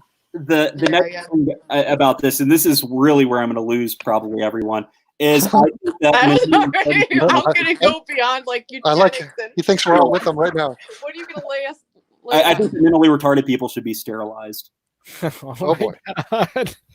Now, does that include Isaac? Yes. Well, I think he just suffered from a little Asperger's, so he's all right. Okay. But I'm talking about, okay, I'll give an example. So my stepfather, what? Don't talk about. It's really There's a tard that I know, and he has a girlfriend who's also a tard. And from what I can gather, they have at least been getting to third base, if not further. And it kind of haunts me, them actually having a child and being cut. Imagine if they were cut off from their family. They have this child, and then they're cut off from their family or whatever. So there's this kid that's born in a really terrible place, and it is going to likely suffer from some kind of problems of its own. So another example of this, I actually knew a retard who had a child, and unfortunately, it was like this retarded couple that had a child. We disavow. I don't know. Hey, internet, like I'm not. Department of finally took the kid and got it out of there. Okay, but Tristan, go ahead. Let me ask you this: is it even worthwhile talking about incentivizing people to have kids later, or sort of questioning who is having children without talking about the bigger point, which is overpopulation? Is that not the most basic form of eugenics? Is population control? I think that's needs to be discussed. Are we really? I mean, I understand there's a lot of people in the world, but like, are we really at risk of like overpopulation in the near future? Like to the point where it would substantially like reduce our quality of living? I would say, yeah, that we're on an ongoing spectrum of that. The population doubles and quadruples all the time. I mean, like in one lifetime, this shit is crazy. Yeah, we're getting closer to like living longer too, like 120 years. And the thing is, people are seeing it. So, if you go to LA, I mean, I know people come to LA because it's an attractive spot, but like the traffic and the homelessness, things are noticeably worse. Yeah. I have to have saying that last time you came to New York and we were in New York together, I was like, wow, it looks like the homeless people like tripled since the last time I was in here. Yeah, a lot of that's a function of immigration. The United States population should have been declining since the 1970s. Okay, but Tristan, what's interesting is the toxic nature of even addressing the problem of overpopulation, even calling it a problem. Yeah. So you don't hear about it. The presidential candidates don't talk about it because what are they going to say? It's not a cute look for like a politician. Yeah, vote for me, I'll kill you off. It's like I understand like that, because you can talk about like, oh, we should like reduce the population, blah blah blah. But when you get into like the politics of how like a policy would be enforced, there's no way to do it without like violating someone's human rights. Which who knows? Maybe we'll get at a point where we have to do that, but it's. But you could make changes, and you could make treacherous territory. Like you could educate people and sort of lay down the law without going in with machetes. You know what I'm saying? Like, what do you mean?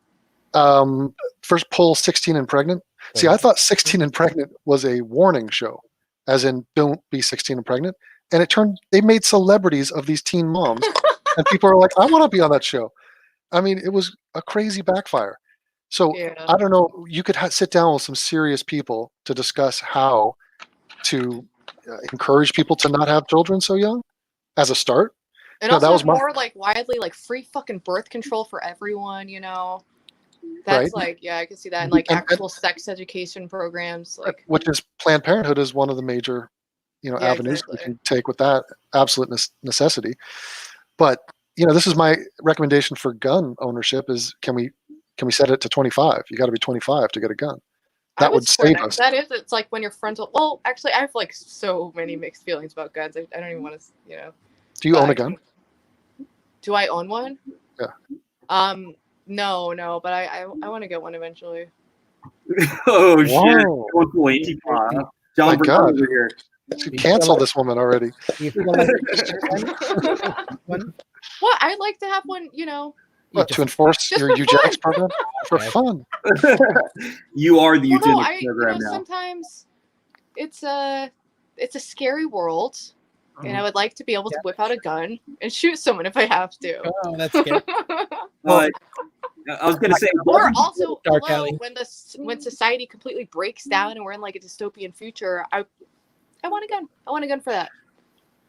Well, you've been watching The Walking Dead too much, Yes, but okay. from New York.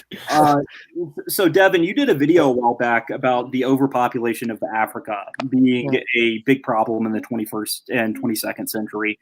And you put out a request like, how do you think we should deal with this?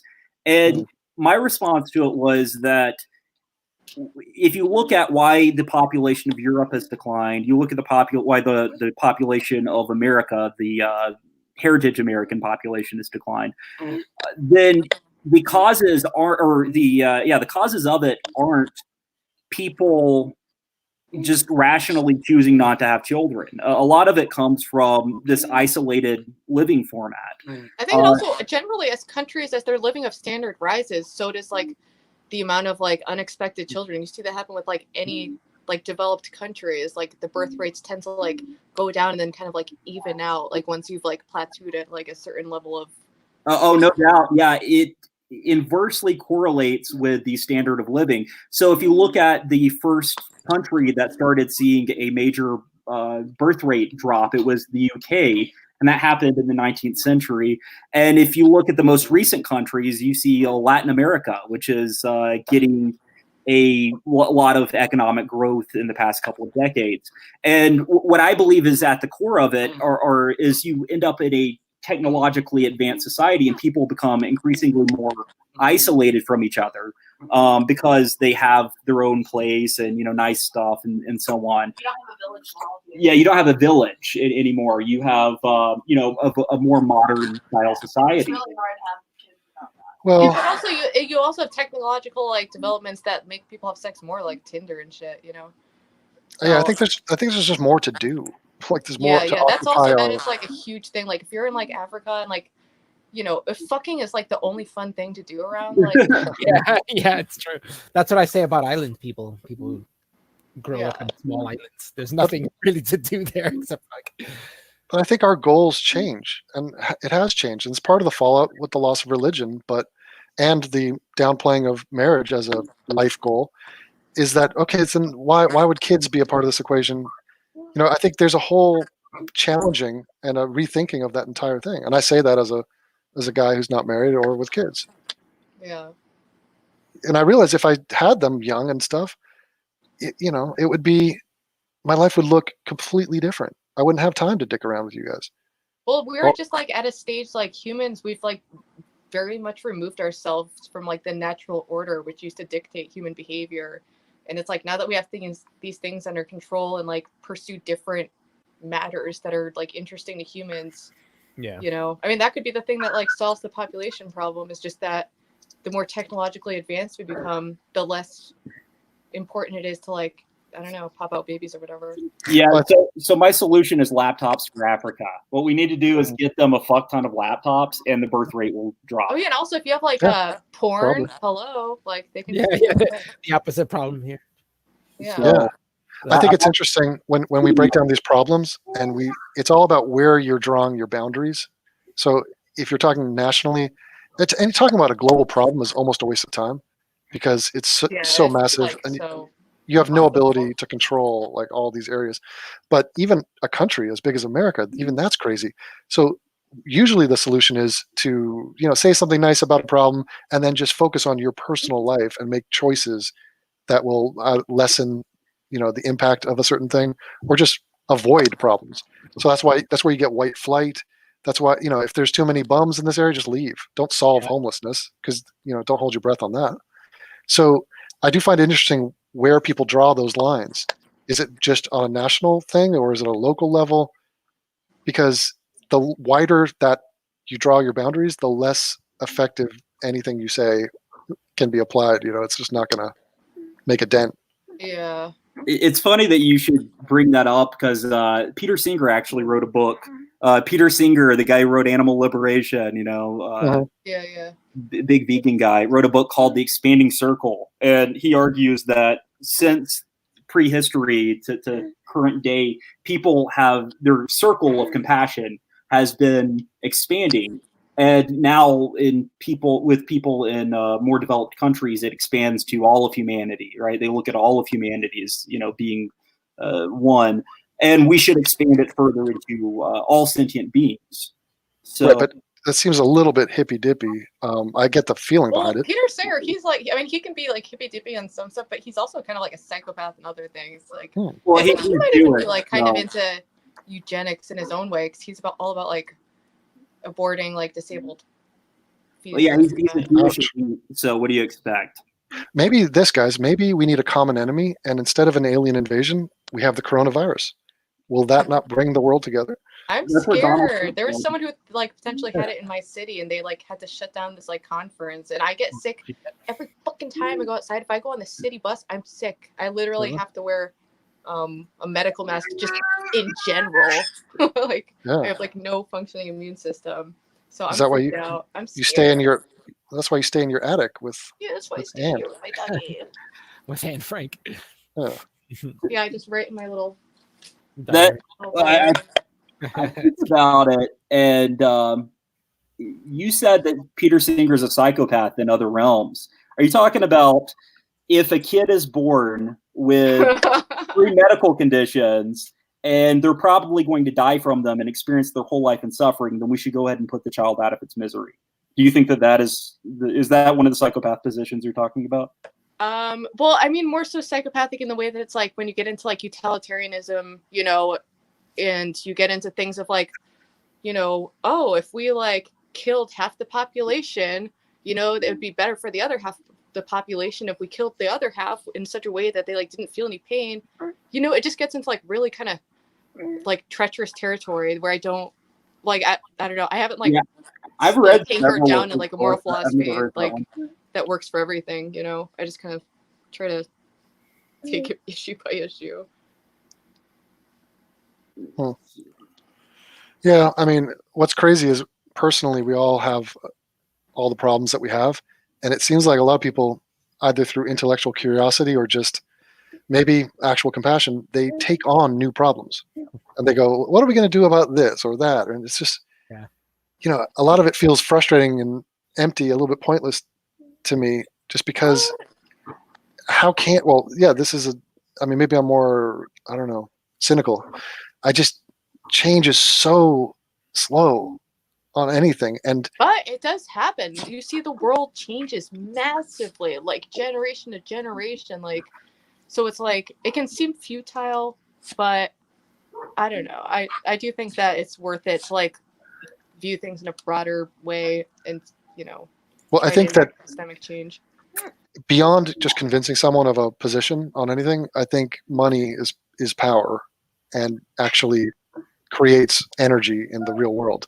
So how do you get access to money? It is through politics. So whether we like it or not, political action is needed, and people have to really care and dedicate their lives to whatever they're going to do. I personally don't have a cause that would inspire me to do that, but I know that some people do. Did you notice that Richard Dawkins got into trouble for saying the word eugenics, and people freaked out about it? Like recently? Yeah. Stupid. It was totally fucking stupid. If you're a public figure, you probably should just like avoid like certain words like that, Yeah, like rape. Don't say rape on a first date. Don't say eugenics in public. Have you heard about how they rape cows to make milk? Do they? Dairy is right. They literally, well, yeah, it's a brutal process, and also cows have like a really complicated like emotional system. Like they mourn the loss of their child if it's ripped away from them. Like if you think about the way humans experience like pain on such a deep scale, if they're like separated from their families, animals experience that too. And like it's the most basic fundamental like.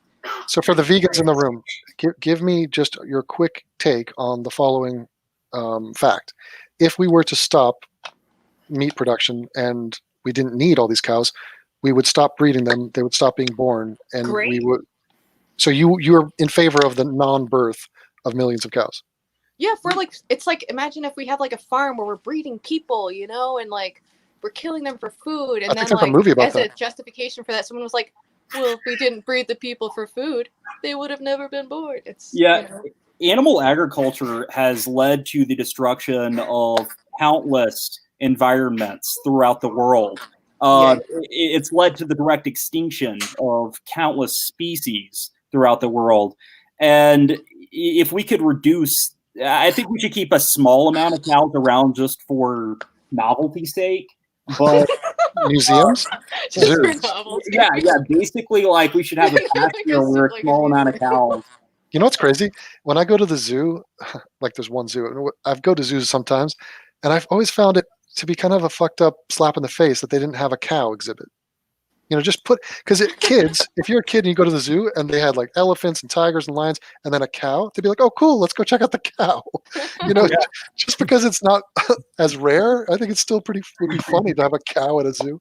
I support that. Yeah.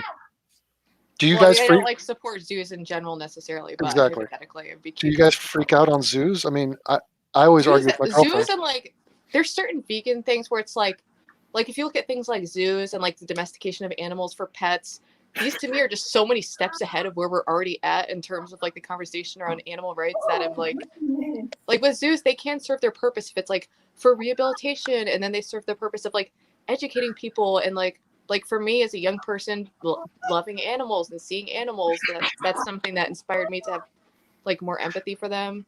But overall, I don't think they're like in the grand scheme of things like the most ethical thing. I saw the movie Blackfish, and SeaWorld is really fucked up. But I think general zoos and animal sanctuaries and stuff, the people there are so passionate about it, and they actually go way out of their way to give these creatures a really good life. So you could have a philosophical disagreement with the whole notion of the thing, but on the ground, these animals are well taken care of, and half the time they live way longer. But there's also like at a certain level, if you're gonna have like a fucking whale in a tank, there's only so much you can do to make that. It's just so outside of its natural environment. Like I know, but I don't know how many whale exhibits there are, but okay, yes. There's in my state we have like it's not like a SeaWorld, but it's like a aquarium place where they have like beluga whales and right. sharks. I'm thinking about Kelly just said not all zoos are created equal. I'm thinking about lions. Like a lion typically has a range that it roams, but if you confine it to this tiny little area, that's going to fuck with its psychology. You see a lot of, like Devin said, I mean, they are getting to live long lives that are free from any genuine threat.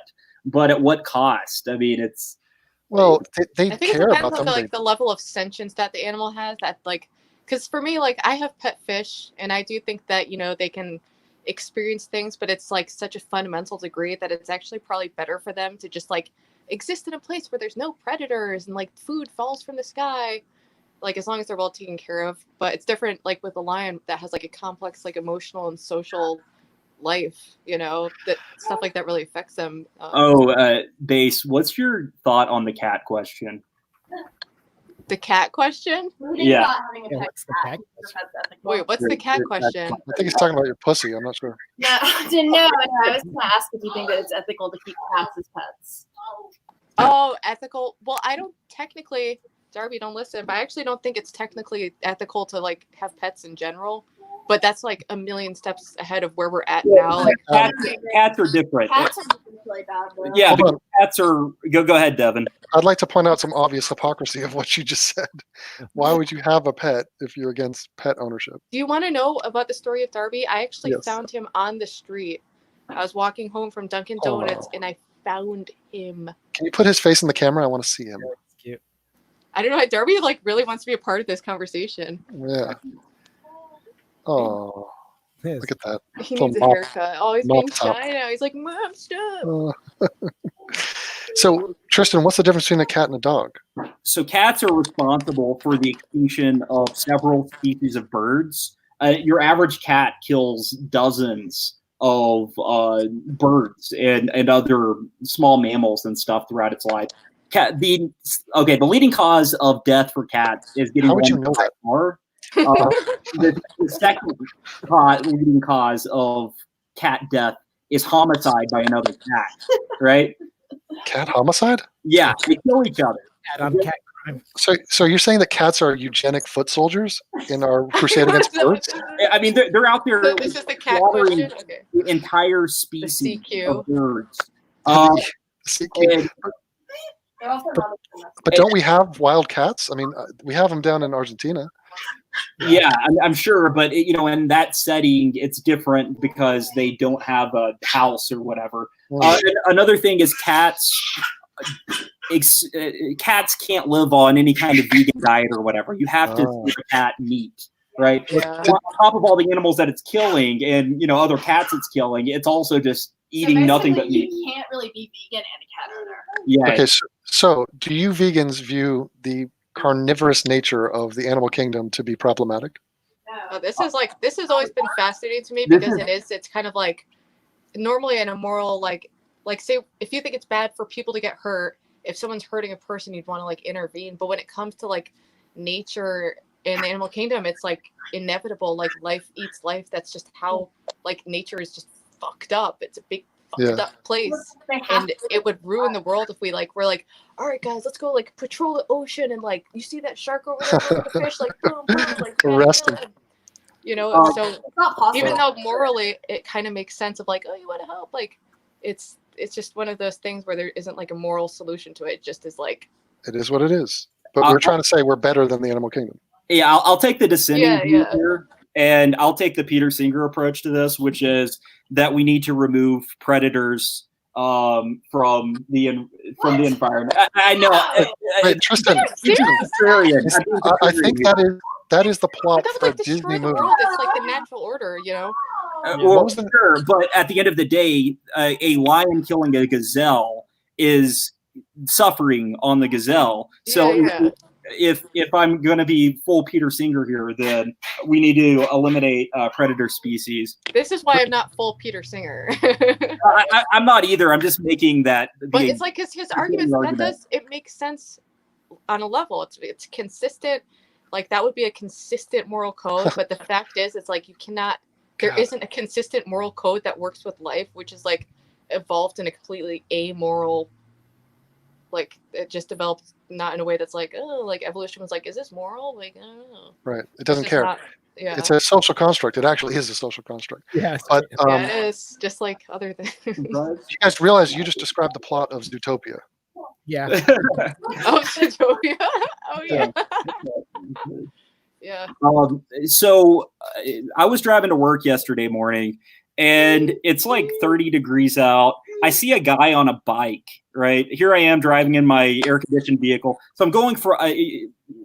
During the process, I'll wake up in a house that's air-conditioned, free from the elements of life. I hop in a vehicle that's free from the elements of life to go to a workplace that is free from the elements of life.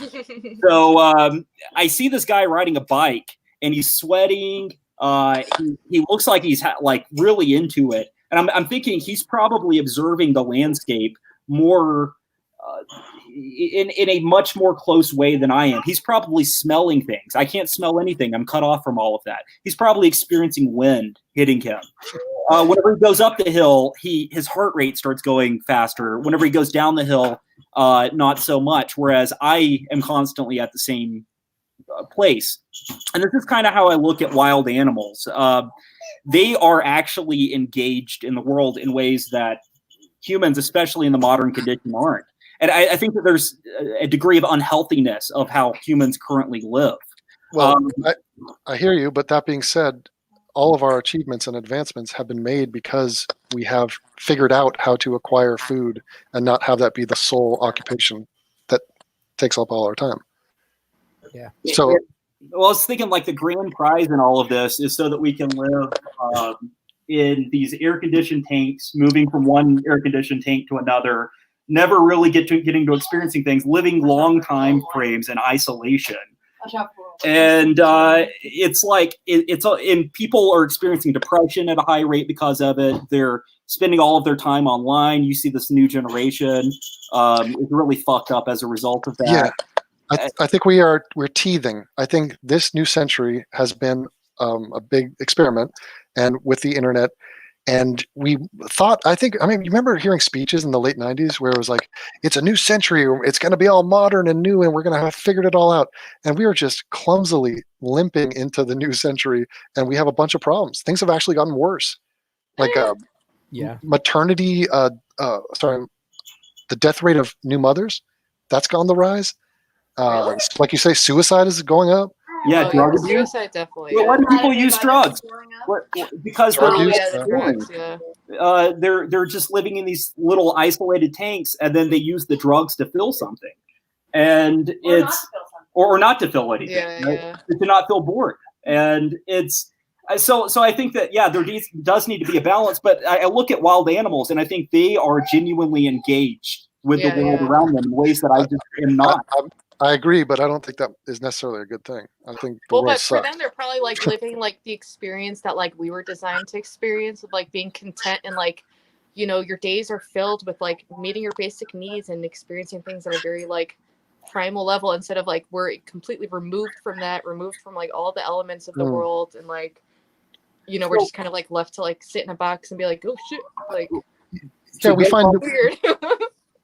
To build on Devin's thing, like, you know, is that really a good thing? Do we actually want to be that wild animal and die from a bacterial infection or whatever? There has to be some kind of balance, and maybe the balance is simply just taking my bike to work, or you know, something like that, or having more meals with groups of people, or something like that. You see people struggle with it, and they try to figure out how to spend what degree of time online versus not. They try to add meditation. They look for spiritual fulfillment. So everyone's scrambling, trying to find a nice balance to these things. But one of the most shocking stats I thought for me was, with the internet and with access to everyone on the planet like we have, and the average person has less friends. That to me is really interesting. I see it. No, I totally see it. I live it.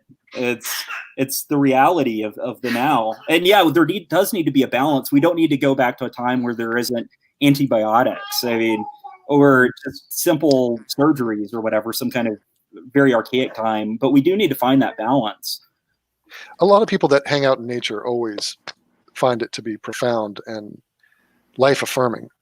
If you go camping, if you go out and check out the stars, you know, surfers, they do that for spiritual nourishment. It's not just to be cold or to ride a wave. Yeah. I mean, like for example, I could run, like I run almost every day. Running on a treadmill, I'm looking at a video on YouTube, I'm listening to a podcast, or I could run out up on the beach. Yeah, those are like very different experiences for sure.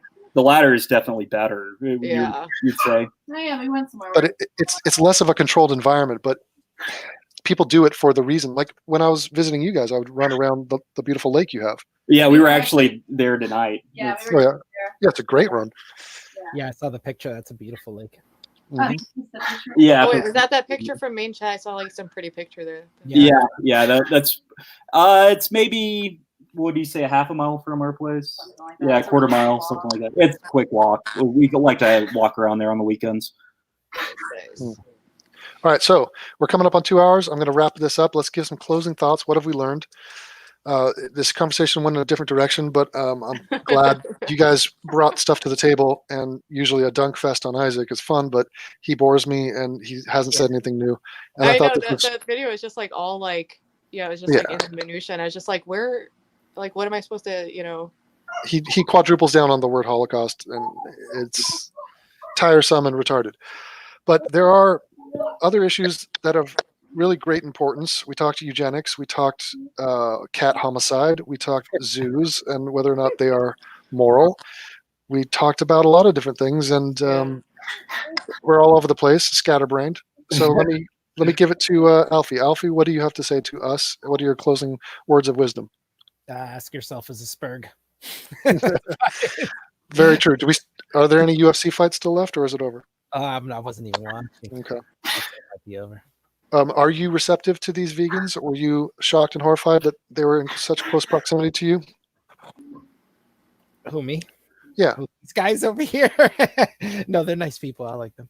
Yeah, you weren't offended by any of their radical viewpoints. No, not at all. Except maybe Tristan and I was a Jen. little offended by some radical, Well, just yeah, like a little bit, just like a He- teeny bit, like just a I've little thought about this stuff for a offended. very long time. Tristan talked about castration. He talked about retards. He talked about eugenics.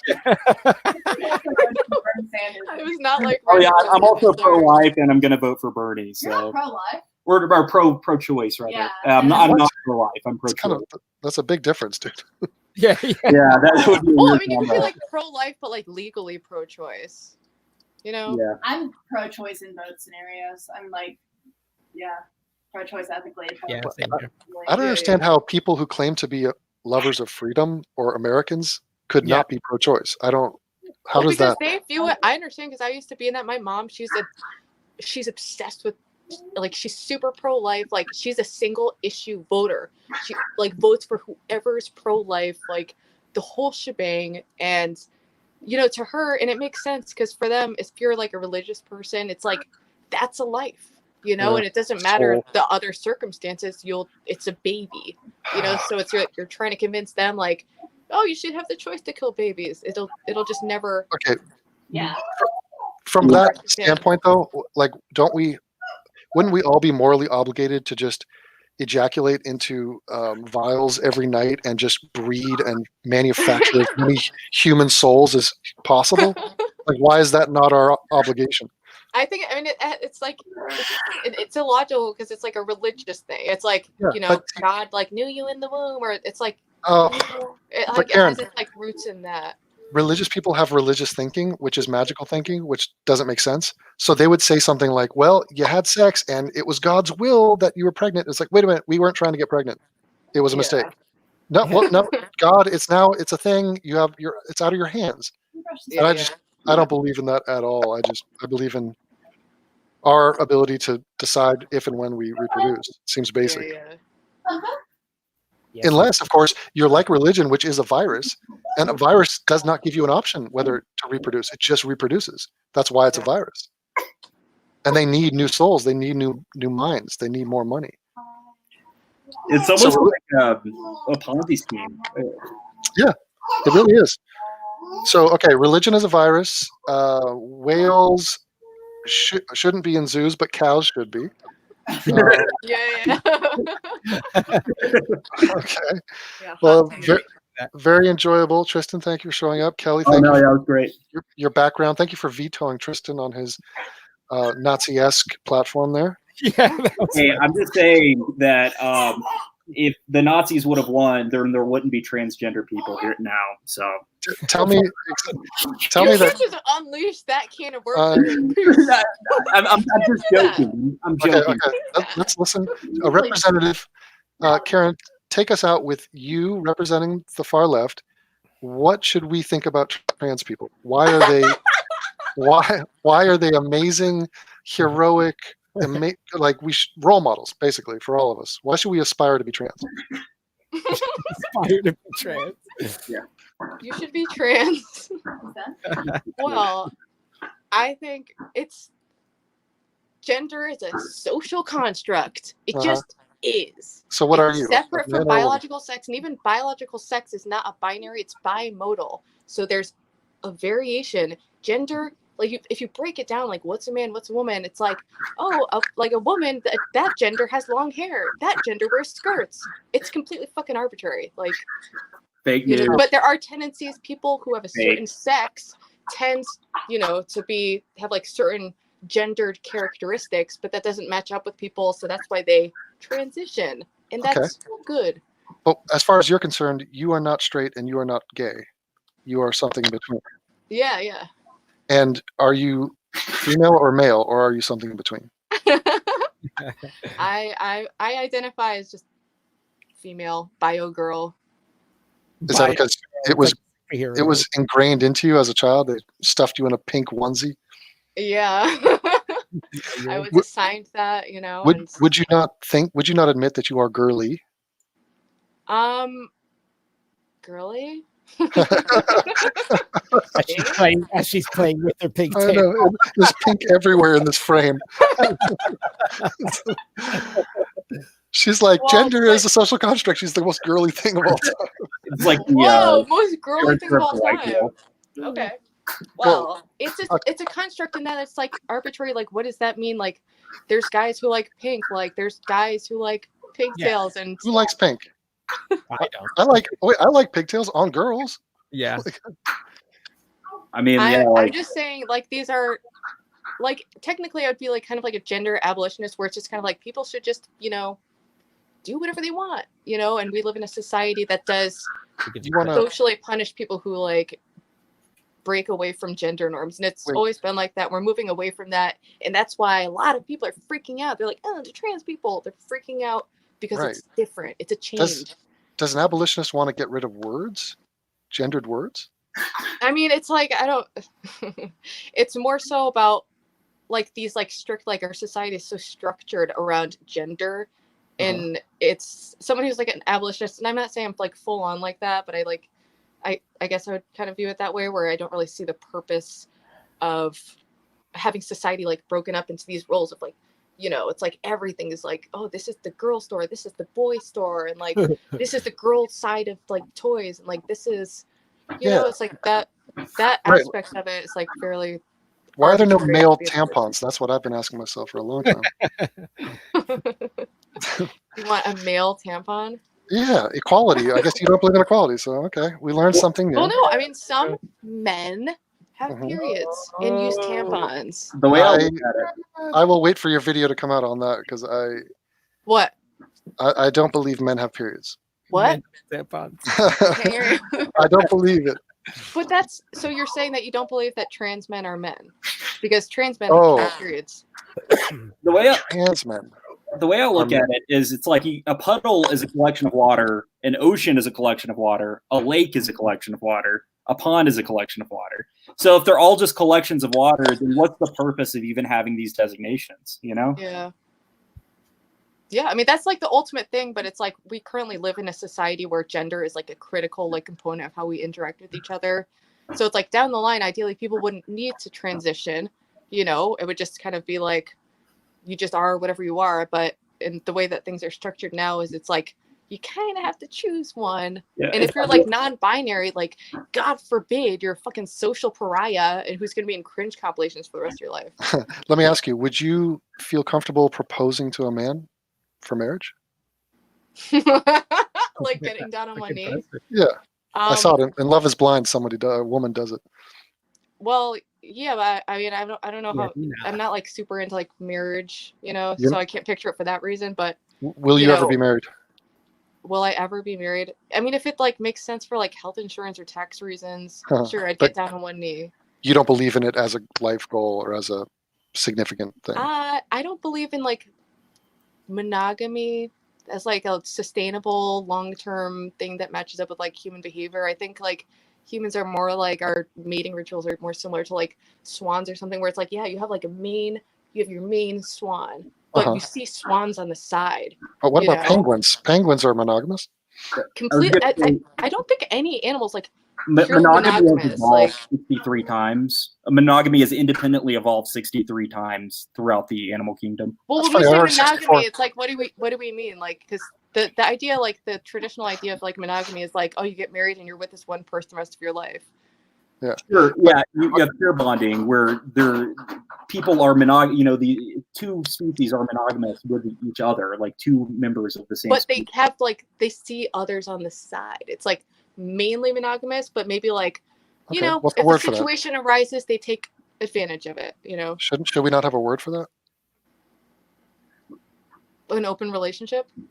No, but that's would imply that it's just the Wild West and you're just Yeah. fucking everything. Right. Well, but that's That isn't what I'm there's talking like a spectrum of open relationships. You talk about monogamy not being a natural fit for our biology, but isn't that dependent upon male versus female? So men have a biological impulse to not be monogamous, and women have the exact opposite. I mean, I'm a woman who doesn't want to be monogamous, so I don't know how to. Yeah, but you're a half a gay, which is so you're like an honorary guy. Yeah. Well, I it's- mean, there are tendencies, but like I said, like sex and sexual behavior is like more complicated. There's plenty of women who end up cheating on their partners. You know, it's not as prominent, you know, because well, men, here's just the way biologically they're designed, they tend to like, you know, Uh-huh. be more like they've evolved to like have an incentive to like raise a family, but they've also evolved to like, you know, if a situation arises, they're gonna fucking drop a load in it and, you know, have some other just like babies on the side, whatever. Interesting. It doesn't seem doable in terms of, you know, dropping a load for a guy is a couple minute. You know, it takes a couple minutes. For a woman, it's like a 9-month thing. Yeah, but I mean, it's still that, you know, that happens. It's Do you think if we were to study lesbians, are lesbians who are masculine sort of are they more promiscuous, or are they just as monogamous as straight women? well, I don't think straight women are that like. Whoa! Newsflash, Kelly, do you have anything to tell us about that? Uh-oh. What do you think A about lot of that? people cheat. A lot of people cheat. Yeah, my wife's extremely monogamous. So. I think Well, I'm not Ashley- saying it's impossible, but it Maybe has to just be like down a on the right choice that you make that involves restraining your natural impulse. So Ashley Madison is like the biggest website on earth, isn't it? Yeah. But I think it's dominated by like 99% men. I think they had a leak. I don't Yeah, know. they did. Yeah, yeah. But you can even see it in female fantasies and in the movies, and it doesn't seem like their goal is just to fuck a bunch of guys. Well, Yeah. it's not as like socially acceptable, you know, because there's like the standard, the like Madonna whore complex. So there's Uh-huh. there's different like social pressures, but I'm saying that without those social pressures, I think that humans are designed to like pair bond to an extent, but Mhm. then maybe like when random situations arise, do something on the side. Drop Not a load. like they're doing something on the side every night, but I hear you. There's a balance that's what I there. would think is like the most natural, and that's what you see playing out in like relationships all the time. But instead of the relationships just accepting the natural fact that people want to do that, it's Yep. like, oh, you cheated on me. This is irreparable. Like the relationship's over.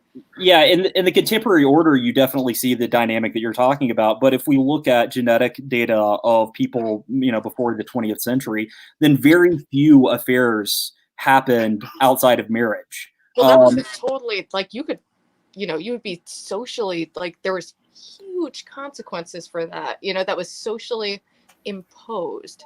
You know, so it's like I Well, don't know. I would think that you would at least see some percentage of it to be higher. I think that humans are. I think that humans have different evolutionary patterns. Different populations of humans do. Yeah, But- they have like different. It's not like not everyone has the same like sexual strategy. Yeah, sure, and but I think for like Westerners that we're very much a monogamous people by and large. But I also I agree mean, maybe with like I saying don't know. I that mean, I'm young men obviously and- biased to my perspective, and also I have like a really progressive friend group, so it's like the norm is like non-monogamy to some extent. So maybe Well- that like colors my perception of it. I Tristan, think that. Go ahead, Devin. you keep appealing to genetics, but I'm a little bit concerned that genetics are just a dumb, blind force that we really shouldn't be taking our cues from. Like the whole goal is to get away from our genetics, kind of. Yeah, well, so the way that I look at it is a lot of what informs the actions that you make in life are impulses that arise naturally in time. And what's causing those impulses is at least half genetic. The other half is informed by the milieu of your time. So it would be like the social conditions of whatever society that you're born into. So I think that you could set up a milieu that would create a different dynamic than what we currently have. And I think that we should in certain places. But I don't think that it's entirely immutable. I don't think that we can completely overcome what our genetic predispositions are. So I think that it's Right. best to incorporate whatever those genetic predispositions are into how we set up our society. Yeah, I think it's interesting that we set up these structures and we set up society to basically formulate a way for us to not do everything we want to do. I mean, if you just had that, it would just be raw hedonism and it would just be anarchy. And, you know, you see that in places where there's no parents and you have these young teenagers literally doing whatever they want to do. And it turns out they want to be violent, do drugs, and fuck. And it's not that impressive to watch.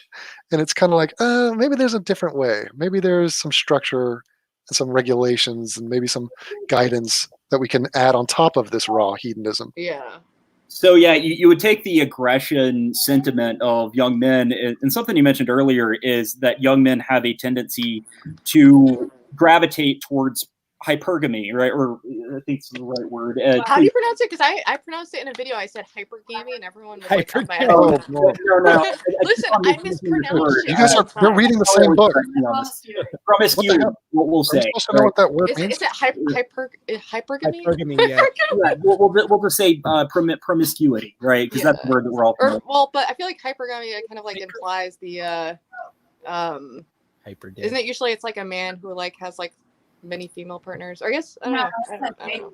It's like if you're a chick and you have a boyfriend, and then this guy with a better job who makes more money comes along, and you get with him, then you stay with him for a while, and then another guy who's better looking, has better money, has a better job comes around, you dump that guy and get with this other guy. That's how Yeah, so I misused that order. And Kelly I always feel like gives me a totally hard time. messed up. I don't know why, but that the promiscuity is hypergamy in my head. It's just stupid. Well, Stupid mistake. I'm familiar. Tell that to I'm all my familiar with. exes. I know origami, but that's as far as I go. It's fascinating though. You guys read the same books and you come across the same big ass words that you try to uncork on us. Yeah, I appreciate know. It's groupthink. Yeah, definitely. It's Oh, just sitting around listening to audiobooks all day in my isolation chamber. Isn't Yeah, it- I don't have a lot going on in my life, so I do the same thing. How crazy and titillating is it for us to be in the presence of this far left vegan who is what is she? She's on all sorts of spectrums here, and she is not monogamous in the slightest, and she doesn't Well, I want to be wouldn't married. like. I'm not. I haven't dated anyone for years, so I don't even know if that's She's like an a appropriate term for it. But hypothetically, my ideal relationship would be like long term, solid partner, maybe pop out a kid, whatever. And then like if situations arose, maybe cheat on them like once every 6 months. But it wouldn't be cheating Yeah. because it was like a consensual, radically honest relationship instead of like pretending like, oh, I'm only attracted to you forever and that's it. Uh-huh. Like that's just not. I would rather Wait. not have a relationship based on lies. You're attracted to more than one person? That's not right.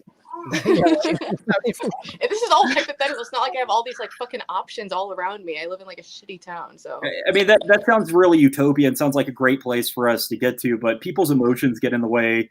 And I think if tried to be practiced in large scale, I don't think that would. well, maybe not on a large Evil scale, but you're person seeing it on a option. smaller scale. Like I've been in open relationships and I've had a lot of friends in them, and I have a lot of friends who are in failed monogamous relationships. You see that happen all the time. Yeah, constantly. You know, it's like Yeah, I think it's up to the individual, right? Like, yeah, it's kind of like a preference thing. Well, it is interesting because I talked about the decline of marriage as an ideal, and really underneath that, you're talking about monogamy alone. So even the whole concept of this commitment and this, I mean, that is an old pattern that is just, it is so deeply ingrained in us. We didn't even challenge it. It's just, yeah, that's what you're supposed to be doing.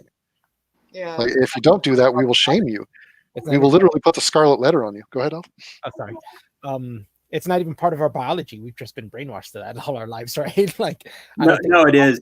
It Well, is. see, this was our point of contention, and it's like there is an aspect in our biology where we're like we evolved to raise children in a way that takes like that's a a really community long nature. time. That it does involve some level of pair bonding, but the thing that's more socially imposed is it's like once you're in a pair, you can no longer fuck anyone on the side. Yeah. Like you can't be fucking other people full time, not like all the time, because you have to be there for your like initial I pair think bond or whatever. the utopian world that Tristan, that's how he phrased it. If we could separate sex from emotional attachment, that's where it gets messy and tricky. Because if Yeah. you are now emotionally not monogamous, then it becomes See, like, it might take. unsustainable. I don't think we're going to be able to get there on sex. I mean, perhaps Sex far robots. off in the future, there could be people that were bred to be that way. But I think that because we were monogamous for so long, we are bred People to that be are that way. bred to be that way. No, this is Like, this is the all final boil back down to eugenics. eugenics. This is the final chapter in his eugenics books. Is breed a race of people dedicated to sex? Isn't there a group? I think there's an totally down for that. I think there's an alien group in either the Star Trek universe or I forget which universe it is. They have it's Star Wars, I think. Jabba the Hutt had an alien. She had these big tentacle type things coming out of her head, and I think they're just like a sex race. Everyone's fucking these things. Oh, the Twi'leks. Yeah, With that one of them was a Jedi. Yeah. Uh-huh. Totally. I think they're always sex They are slaves. like sexual beings, right? Like they're Right. sex slaves, The- and that's what their culture is. In the Mandalorian, there's one, and she was sexing it up. Yeah, that's true. They use it to their advantage too, as well. Oh, it's so weird. So yeah, we are really challenging monogamy as a concept, and it is very interesting. Now, let me ask you this, Karen: when you are with a new person, are you putting this on your bio? You know, if you're like on a dating app, are you out front about this, or are you like 4 months into a relationship, you're like, oh, by the way? Well, you have to understand the world and people I interact with are very like outside of the norm of how most people are. Are you part So of the it's Lost like- Boys? What's that? Well, it's in like, like the punk scene, or like, super progressive, kind of like alternative lifestyle people. Okay. So these things, it's a more common just kind of like thing. If you start getting serious, you're like, oh, are you this? Like, do we negotiate this? But I mean, I've been in monogamous relationships, I've been in non-monogamous relationships, and it's like depends on the person and situation. Like I would be tentatively monogamous with someone, I guess. So, Tristan, real quick, from a instinctual level or genetic level, men cannot be too crazy with polygamy because we can't afford it. Is that not, like we can't? Yeah, so you have different setups, and the one that we're currently in is it's like you want to make sure the kid is yours, otherwise you're going to be putting all these resources. Yeah, you're going to be cut, and it's less desirable. So Listening to Tristan say you're going to be cucked is amazing. In the most literal like sense of the word too. Like Yeah. you're gonna be literally cucked. The offspring is yours, and so on. Anyway, that's the advantage of being monogamous. If you read a lot of biology texts, Yeah. that's why it's independently evolved so many times. Is because you have a male that is looking after the offspring, and they're able to double up on the resources that the offspring has, so that the offspring makes it to the next to a phase in life where it can actually have children of its own. I gotta hop off here. I gotta put my kids to sleep. Hey, it's been real. I had a great time. And, Nice, man. All right, I'll talk to y'all later. Take it easy, Tristan. Good night. Yeah, I mean, God, this whole concept, it's just wild to even What are think your about. thoughts on it? Like, Yeah, I see the logic. I see the point of it. And what you talked about, you're seeing all these monogamous relationships just fail, I mean, miserably. Yeah. And, if you look at the popularity of porn and try to match that up with this ideal that we have that, we're supposed to pair off and it's only supposed to be you and this other person forever, it just doesn't make sense. Like, clearly we are supplementing what is missing in our lives. yeah, On some level. But human sexuality is a fucked up thing, and maybe that desire should not be leading the dance. Well, and that's the argument of what people are comfortable with. Like, I don't want to be like I'm opposed to monogamy. It's just, for me, like, I think it's like the most like in tune with human nature would be, or like maybe most ideal to have like a long-term monogamous partner who's like you're invested in, and then you got like the bitches on the side, Right, but what you're saying is I would expect to come from a man and not you. That's the curveball. Is that? Yeah, that is the curveball. Alf, do you think she's fronting like she's this punk renegade new wave I'm thing? not fronting. I haven't dated anyone or anything in years. Okay. Years. But So do you don't think, get it Alf, that twisted. some tall, dark, and handsome guy's going to come and sweep her off her feet, and she's going to be like Little Miss Sunshine? Just Yeah, I think that's very situational. I think it depends on the person. Yeah, and that could totally happen. The Find thing is, the it's like once person. you're with someone for a long time, it's like, Yeah, you even if you like get to know somebody enough and you like them and you connect enough, I think that would totally change your mind on certain things, and then you're like, all right, I don't want well, it's easy to be monogamous during like the first like year or two, also, it's strange to put a value on relationships. So how do you define a successful relationship? Usually the only metric we have is duration. Yeah, I mean, people rarely talk about the actual happiness. People, Yeah. and half the time you'll take like a married guy, he doesn't really know what other degree of happiness he could attain, because he Yeah, only has yeah. his one life. And half the time people look and the grass is greener and you're like, God damn, I wish I could be doing that or with that one person, or Mhm. and it never really. The stereotype of like the old ball and chain, like Mhm. after Yeah. it's like, oh, what married people don't have sex? What are you talking about? But on the flip side, there's the partnership, the companionship, the stability, the security to be witnessed by someone else, to have a bond, to have time, like years logged in together. It's hard to really replace that, because That's we're why I'm only saying here. to do both.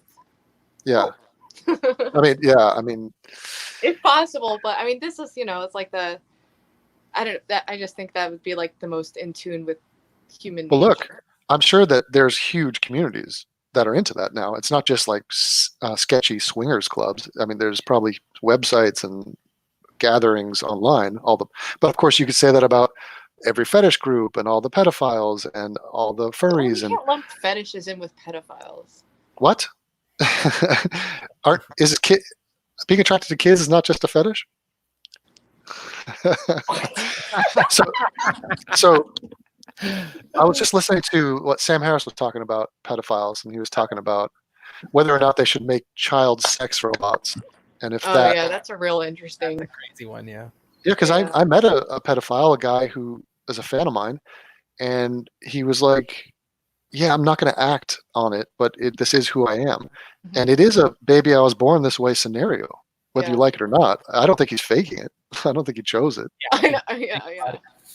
I agree with that. I actually support the whole virtuous pedophile thing, which like people this is something that's gained a little traction like on the left, and the way that like a lot of like people who are more on the right are viewing it is like, look, they're trying to make pedophiles like accepted, but it's like, dude, what we're doing now isn't working. It doesn't work to just pretend this doesn't exist, so these people never can get help or like talk about this and cope with it. Like, well, why don't you just teach them not to like kids? That's like the feminist. Well, yeah. Rapists just teach men not to rape. Like, but yeah, it's like what the religious used to do to the gays and pray away the gay. I don't think you could pray away the pedo. Yeah, no. Or use shock therapy to get them off of it. So what do you do? But it's interesting because I don't think it's just a sexual lust that these dudes have for young people. It's more than that. There's some weird thing with innocence. Oh yeah. And purity, and I can't really. I'm sure they could maybe put a finger on it and describe it, but I don't know if there's a solution for that. And the laws aren't going to change. It's kind of a mess, that situation. Yeah, it's one of those like really morally gray areas where you can't like, it's the same. There's like a lot of issues like that where it's like you can't like come up with a solution that's like very satisfactory. But sure. I do think it's worth exploring. Like, the only thing when it comes to like virtual child porn or like child sex dolls and things like that is it's like we don't know whether that will help satiate and like control it, or if that will like enforce it, and like make it more normal. They're more fixated on. So we just don't know. Yeah, I would lean towards. Play out. I think it's probably a good thing to use technology to satiate these guys. I mean, I think porn has the less what semen in the chamber that dudes have, the better. I think if we could just deflate these guys' aggression.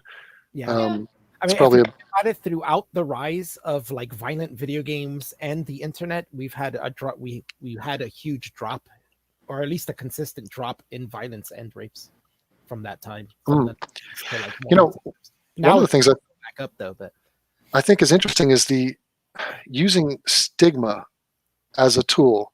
So look at rape. Rape is stigmatized. The word rape is seen as really alarming, because people, the entire female gender and any normal person would say, okay, we get it. Rape is a terrible violation and it's highly personal. It's really traumatic. And we talk about rape and murder. They're in the same sentence all the time. And so it has an effect, which is we really frown on rapists. And you see that play out all the time. And similarly with pedophiles, when the pedophiles go to jail, it's almost like eugenics in jail. They get killed half the time. Yeah. People are not it's one cool of those with like unforgivable crimes. Like you can even like forgive someone for murder, but when it comes to like child molesting and like rape, it's like there's no like redemption narrative that like exists for people like that. Yeah, and it's almost worse than killing in some regard because you fuck a person's life up so bad. You rape a child, and they're going to live a tormented life that is going to be some warped version of a life they could have had but never will have. You know, you basically chuck them into this parallel universe of Yeah. misery and doom them, and it's like, damn, that was a severe violation. I Murder, guess it depends on like the type of like what? the type of like molestation or whatever, and the level. Because I think there are people. This might be like too fucked up to even talk Okay, about. there we But, go. like, I don't even want to get into it. That's it. It's gonna be awesome. Some molestation is good. No, Okay, I'm I'm just open saying to it. like there's it. I don't think it's always. There's like varying levels of how like people can have like abuse as a child and come out like, okay, I guess that's more Yeah. like Yeah. you know, but it doesn't like excuse it. I don't. This isn't even No, like of course it for you. doesn't. It's just like Right, yeah. messy. There's some people. Yeah, well, it's far easier. It's easier to just condemn outright and Yeah, not yeah. dive into the differences in the types of molestation. Or I know. I don't know. I don't. Yeah. no, but for example, there's a lot of people that don't talk about sexual experiences they've had as children because it's seen as distasteful and awkward. And I'm talking about not adult to child, but child to child. Yeah, So that's like very common and like very kind of common, like right? an innocent part of like exploring. Like kids are curious, you know, they're curious about those like body parts, and Of it's course.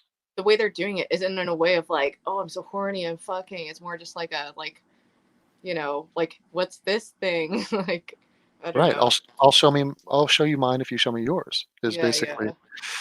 Yeah. Yeah, I don't know. The damage can be done, and kids are so fragile, and they're just, I don't know. They're trying to figure it all out, and if you just fuck with them a little bit, it goes a long way. Yeah, I don't So understand why kids are so fragile because that doesn't even make sense to me, like on an evolutionary level. 'Cause it's like, why is it so easy to fuck a kid up forever? I think, yeah, they get a self-image. I think that's what it comes down to. They psychologically are very fragile. Physically, they're pretty tough. They're Yeah. resilient. In fact, there's less kids contracting corona than adults. Yeah. But yeah, psychologically, they just don't know who they are. And if you feel that there's some shame around you, and that there's something off about you, you're different, yeah, I'm sure people have written books about it, and I feel bad because I made it through childhood pretty unscathed. And well, my I mother mean, you killed shouldn't herself. feel bad. That's nice. That's good. Yeah. Yeah, no, That, it is you're good. like, I made it out unscathed. Like what? Oh, I have survivor's guilt. Yeah. No, but I had a very beautiful childhood, and you grow up and you realize not everyone had that, not even close. Yeah. Yeah. In comparison, I guess. Yeah, and it's That world. I feel like I see a lot of people just asking a fundamental question, which is, am I a good person? Am I Yeah. a worthwhile person? And they're constantly seeking, like, I need someone to tell me that because Yeah. I can't tell myself that. It doesn't work. It's like massaging yourself. It doesn't work. That's weird. Massaging yourself doesn't work, but masturbating It does. works a little. Like I get neck pain, and I like Really? that. Yeah. Yeah. I do. Like I sleep wrong and my neck hurts, and I'll massage it throughout the day. And Yeah, I do like this. I mean, that's aside from But you the can't do blanket. like your back, obviously. 'Cause you It's can't- not as good as being like massaged by like a masseuse or whatever. So true. Oh man. Well, a lot of deep thoughts. Deep thoughts Deep with thoughts. millennials. That was a username I was thinking of making my channel was Deep Thought, but I Oh my decided God. not to go with the thought. No, analogy. yeah, don't go with the thought God. thing. Yeah, no. Based femoid. I was this it- close to the thought analogy. Devin, think- look it up. oh. It makes sense. It's very funny. It's a great name. Karen, I think a random word generator would come up with a better name for a YouTube Let's channel. use the Dungeons and How do you Dragons guys- it's like- name generator. I still can't believe that you weren't familiar with like the term femoid. Like, Why would I be? What is Yeah. that from? because you exist online. But Like I'm you on. are in the dark corners of the internet. That's like I'm you're in on the. fucking bait shoot and you don't know what a femoid is. Like, come on, dude.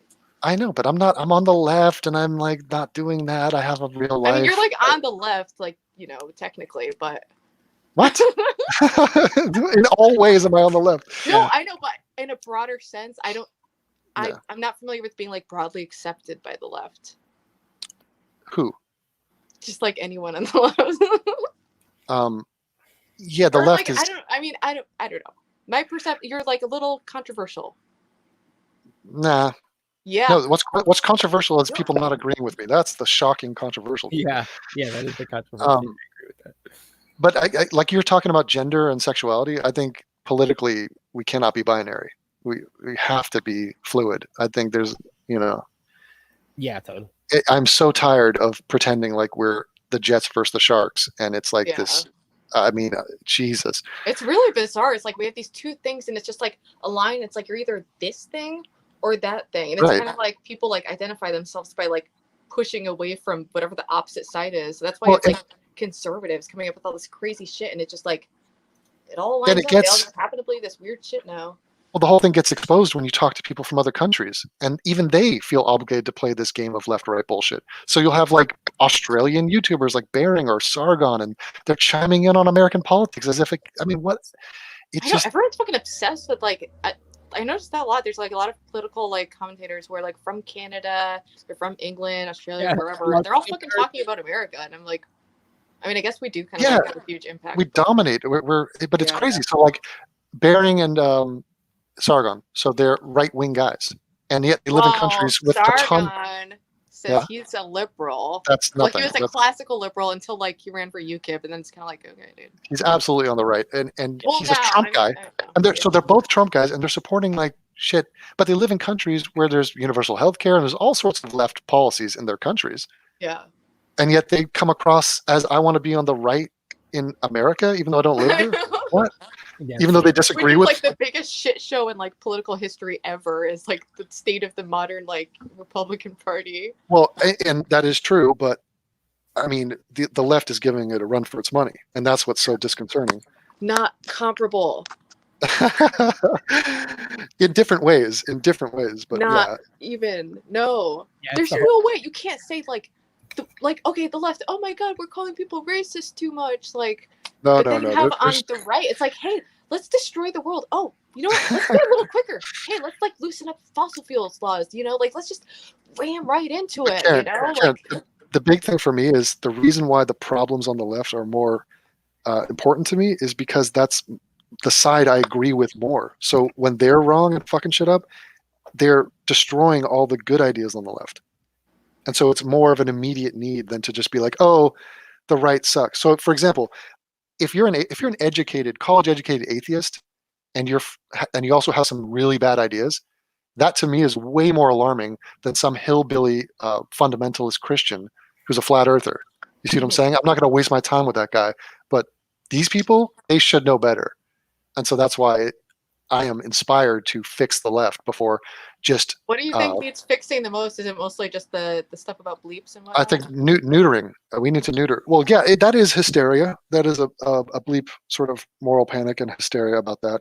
I think that is a major. But look at this conversation tonight. We don't talk about the bleeps at all because who cares? There's so many other interesting things to talk about. Yeah. But they have dominated the public landscape and because of guilt, and I think that it doesn't start and stop on that issue. I think the guilt is based on weakness, and that their weakness shows up in other arenas. But overall, I mean, I'm cool with it. It's just you have to admit there are people who are radically too left. Yeah, but I just feel like they pose such a smaller threat to society than like for example, the Republicans who are like currently in power, and it's like I think I'm more for like the hey left, like let's just try to like unify a little bit, and kind of like look at like, the shit. For example, Antifa is purely a movement from the left, right?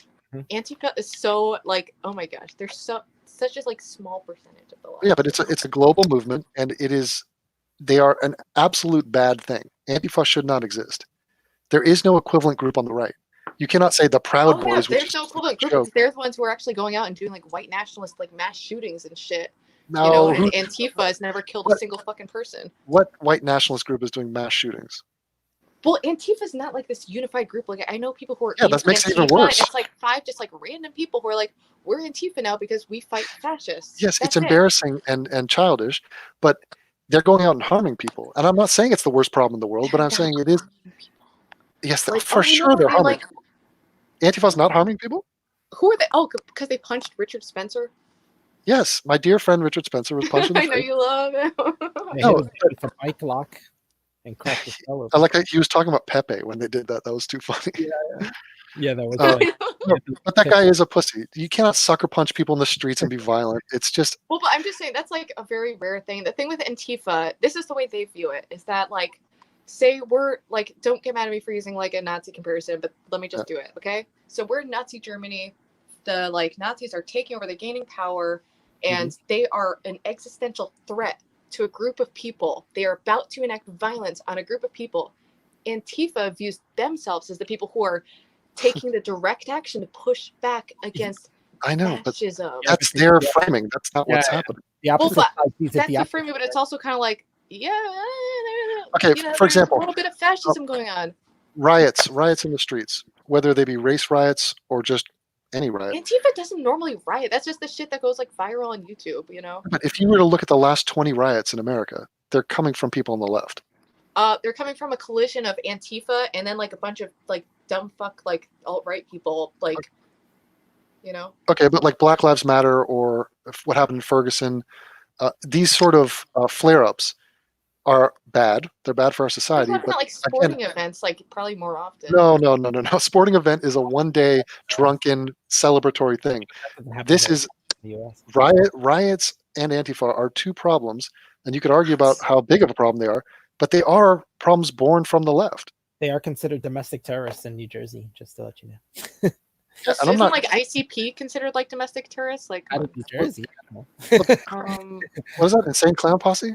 or no, they were like classified as a gang. You know, I'm just saying, like, you know. Oh, okay. So they are a bunch of undesirable, sort of low-class music fans, right? I But actually it's think a of making a culture. video defending ICP because I think that they have like a valid musical perspective.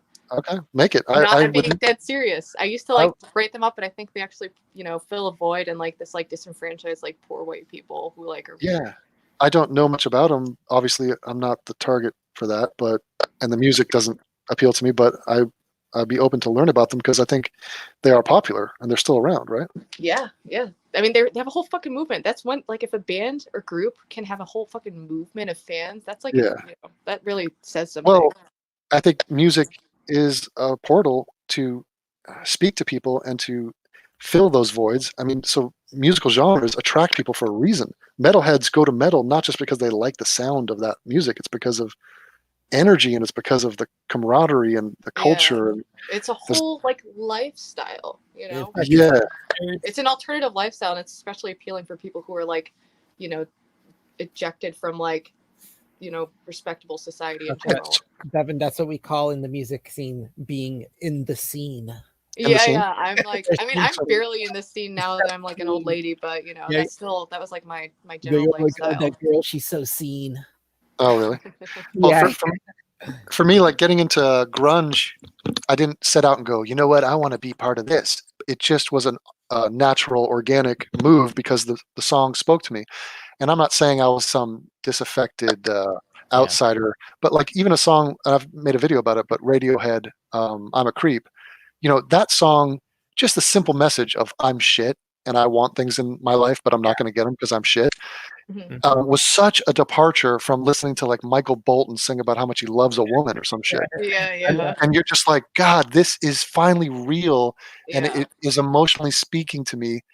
And we sing it as an anthem now because it's so universal as a thought. Yeah, everybody's So like that at some point in their life, right? I think there's probably. I mean, some people like identify with it, like, you know, way more, you know, than others. Wait, you like came of age in like the early 90s? Is that how old were you then? 80s, early 90s in high school, yeah. Really? Did you ever see like Nirvana or anything? No, but they filmed their Smells Like Teen Spirit like 10 minutes from where I lived. Really? And yeah, they my were sister. Like my first like alternative band. I remember being 12, and that was like the first like alternative band I got into. Yeah, Nirvana really like that. Smells Like Teen Spirit hit me. I was right in line. Yeah. I was like instantly obsessed. That was like, you know, that thing hit me like the pitcher Randy Johnson. He threw a fastball and it hit a bird and exploded the bird. Yeah, I remember that. That was Smells Like Teen Spirit in me. Just the timing of it, because like, you know, you're 17 or some shit, and you're just like, okay, this is mine. attaching myself to this. I'm Yeah, imprinting yeah, on this song. exactly. Yeah, that was But, like- exactly my freshman year in high school. It was like the perfect time for me. Like I just hit high school.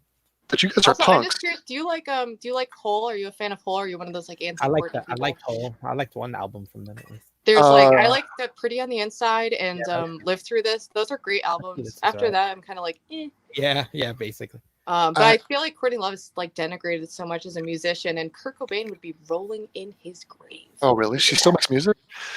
Yeah, it's not like on and off. It's not like excellent, but I wasn't huge into Hole, but You I fucking wasn't huge into music. I was, self-admitted. I was not the guy going through the record shops, like coming up with old, listening to entire archives of music. I was a radio guy. Like I just didn't have time. I enjoyed it when it came around, but I wasn't out and about seeking it out as much. But now music is a big part of my life. I mean, I don't know how anyone could music not be like just a fundamental part of your daily existence. Yeah, I listen it's to crazy. music every day. I mean, yeah, same. but you guys were punks, and punk probably had a different appeal. And punk was peaking before you guys got into it. I mean, it was around way before you guys. Yeah, punk started in '77. So that must have been a certain rebellion. So you guys were like late to the party, but it still spoke to you. Well, because there's been like the different waves of punk. So I came up during the early 2000s wave of punk, where it was like street punk, and then you had like But where was like Green the Day in that? Killers and Rancid and like Lower Class Brats and like all that those was like early '90s. So Green Day does not account for that wave. Well, Green Day, I was never a Green Day fan. They started that wave though. They brought up the popularity in the early '90s of punk. They definitely brought up like I was never big on like pop punk, but they definitely. I mean, they're like the only like mainstream like pop punk band I can even like think of. Do you think that the concept of mainstream is eradicated today, in large measure? No. I mean, it's like the internet's kind of been like a great equalizer because now everyone has access to like really niche interests. But there is like definitely a distinction between like mainstream, like what people like, and then like things that are not mainstream. Like I like some like noise bands that are not on the like there's no one I'm gonna run into at the store who's like, oh, I love Wolf Eyes. Like, oh, that's a great album. What's the difference between mainstream and just being popular? To me, it's not even really I'm kind of using them like interchangeably. Right. So if you told me Taylor Swift is mainstream, I would be like, okay, I understand that concept. But if you told me Skrillex is mainstream, I'd be like, that little gremlin who. Well, he's hugely popular. He's like popular, but is he mainstream? I don't know if he. I guess mainstream. The distinction would be like, is it like broadly accepted by the institutions of society, or is it like deviant? Because sometimes something could be like popular. I'll give you the definition. That's the difference between the two. Is mainstream is backed by corporate interests. Art is taken over by corporate interest, and the money or the fame or the popularity is more important than the art itself. That's when it becomes mainstream. Okay, so if they sell out and they get watered down by corporations. Mm-hmm. But like for example, Juice WRLD was very popular, but I don't think he'd be called mainstream. Yeah, Maybe you can be popular and not, and you can be popular. Yeah, that's interesting. Your parents do not know who Juice WRLD is. Yeah, but I mean that's always kind of there's always like a generational gap, especially with these artists that are so internet focused, where they came up on the internet in like a really different format than like you're not hearing them on the radio, but their videos are getting hundreds of millions of views and stuff. That's interesting. So like if we hold one standard, it might not be mainstream, but do your parents know this person? That could be like a standard. Yeah, like do your parents know Billie Eilish? And I would say, yeah, they probably do now. They probably seen Billie Eilish. She's been like really kind of all right. But visible. do your parents know Lorde? Probably not. Lorde, like the singer, like because we could be wild. Yeah, they probably like know the song, but maybe not her necessarily. I think there's so many songs now. Like I mean, Christ, there's a band called Imagine Dragons. Yeah, I've heard of them. Okay, let me tell you what I know about Imagine Dragons. I don't know. There's a band called Imagine Dragons. I don't know a single thing about them, but I know people know them. Like I just don't know. Yeah. I have no. I've never Googled them. I've never heard a song. I probably have, but I didn't know it. Mm-hmm. Yeah, same. Yeah, that's interesting. I just realized I've heard the name a bunch of times, but that could be like an inside joke where people are just saying this band that doesn't exist, You Yeah, know, for right. all we know, we're all Yeah, just like, punking all of us like they all pranked us. Yeah, they don't even. yeah. But I kind of there's no proof I've seen that they're even a real thing. I think there is a cost now that we have all the choices in the world, and the world is just, Pandora's box is opened with the internet. We lose the shared experience of only having X number of songs that we all knew, and there was something to that is fun. Like, for example, watching the show Love Is Blind. Like, it's hysterical. Like, my girlfriend watches it, my friends are watching it more and more. Karen's starting to watch it, and now we can comment on it and we can talk about it because it does matter to have experiences that we share in common. And we're all in our little cubby holes, and we're all doing our own little thing, and it's all private, and it's all on an anonymous web browser. No one is sharing anything anymore. We're just in little pockets. Yeah. Yeah, So and that's kind of like that's the why- standard, except for like different like communities. Like, I mean, I found like a lifestyle. Like, if you're involved in like a specific interest group, that kind of like you can build like a more meaningful life around that. That's like less isolated, and there's more like of a shared experience. You know. I think that there's a real value to that, and it's sad to see things like the Super Bowl or the Oscars lose significance. And now it's just people that watch Super Bowl are basically football fans, and people that watch the Oscars are like cinephiles or whoever is into that world, or fashion people. It's not that you must be watching the Oscars. You have to watch the Super Bowl because it's the thing to do. Do you want to like bring back that sentiment of like having like these like very universally like? I think that there's an urge, an impulse for people. I mean, there are people watching us right now. Like people are watching us right now. It's like 350. It used to be like 500. Have you seen chat at all? No, I don't see anything they're saying, so I have no idea. Oh yeah, forget them. But my point is, fuck yeah. people like it. Like, you start a live stream, people are like, yeah, what's going on? Where should I be? Oh, it's Devin is talking to Richard Spencer and Sargon, and they're flaming out with some vegans. Like, oh, okay, we got to be there. Let's go over there. and it's funny because just organically, communities have formed where they didn't even. I mean, there was no reason for them. So, for example, my YouTube channel, I am a guy from Los Angeles who makes videos and put them on the internet. That's not a community, and yet there is a community. It is interesting. I've noticed, like, as I've like been sucked into your little fucked up world, I'm noticing it. I was like, oh, there's like these little characters in it, you know, and like they all hang out on Discord, and like I'm new to Discord, so it's like a, it's cute. It's Discord cute. Discord is the final stage of that evolution. So before it was just, hey, we all are in comments, or hey, we're in the live chat. But now at Discord, you actually can talk to people and get to know them and form connections. Yeah. But this is a community that just comes out from the earth. It was never my intention to start a community. It was just like a happy accident of like, hey, these people all keep coming back to my videos. Yeah. I guess I should either be nice to them or get to know them, or, so I feel like there is a need, and probably ties into that whole depression, suicide stuff, that we've lost a sense of community in the real world. And we're trying to supplant that with something online, but it's hard to figure out how to do that. And that's why you have things like all these really dark, like niche communities of like incel and like gripers. These people are so, it's like they call it like being extremely online, where these people are just so, that's their entire world. It's just like engulfed in this like worldview, and it's like a form of brainwashing. And it's really sad to see. Like, I feel for incels. I don't like to like shit on them necessarily, even though they have some real shitty views. But it's a community of just like lost children who are like brainwashing each other, and it's completely counterproductive to their goals of fucking. And yeah, right. But then you have like gamers, and they're doing some stuff that is out there. And I mean, gaming is so damn fun, and the games are so damn cool that it's like the drugs keep getting better, basically. Yeah. And it's hard to resist that. And but I think it's good, at least with gaming, you have things where it's like people can game, but it's also socializing at the same time. So it's not as isolated. Depending on how you do it. Yeah, I guess so. Like, you have Leroy. People do like they do gaming like streams, and people are interacting, so it's not just like a game.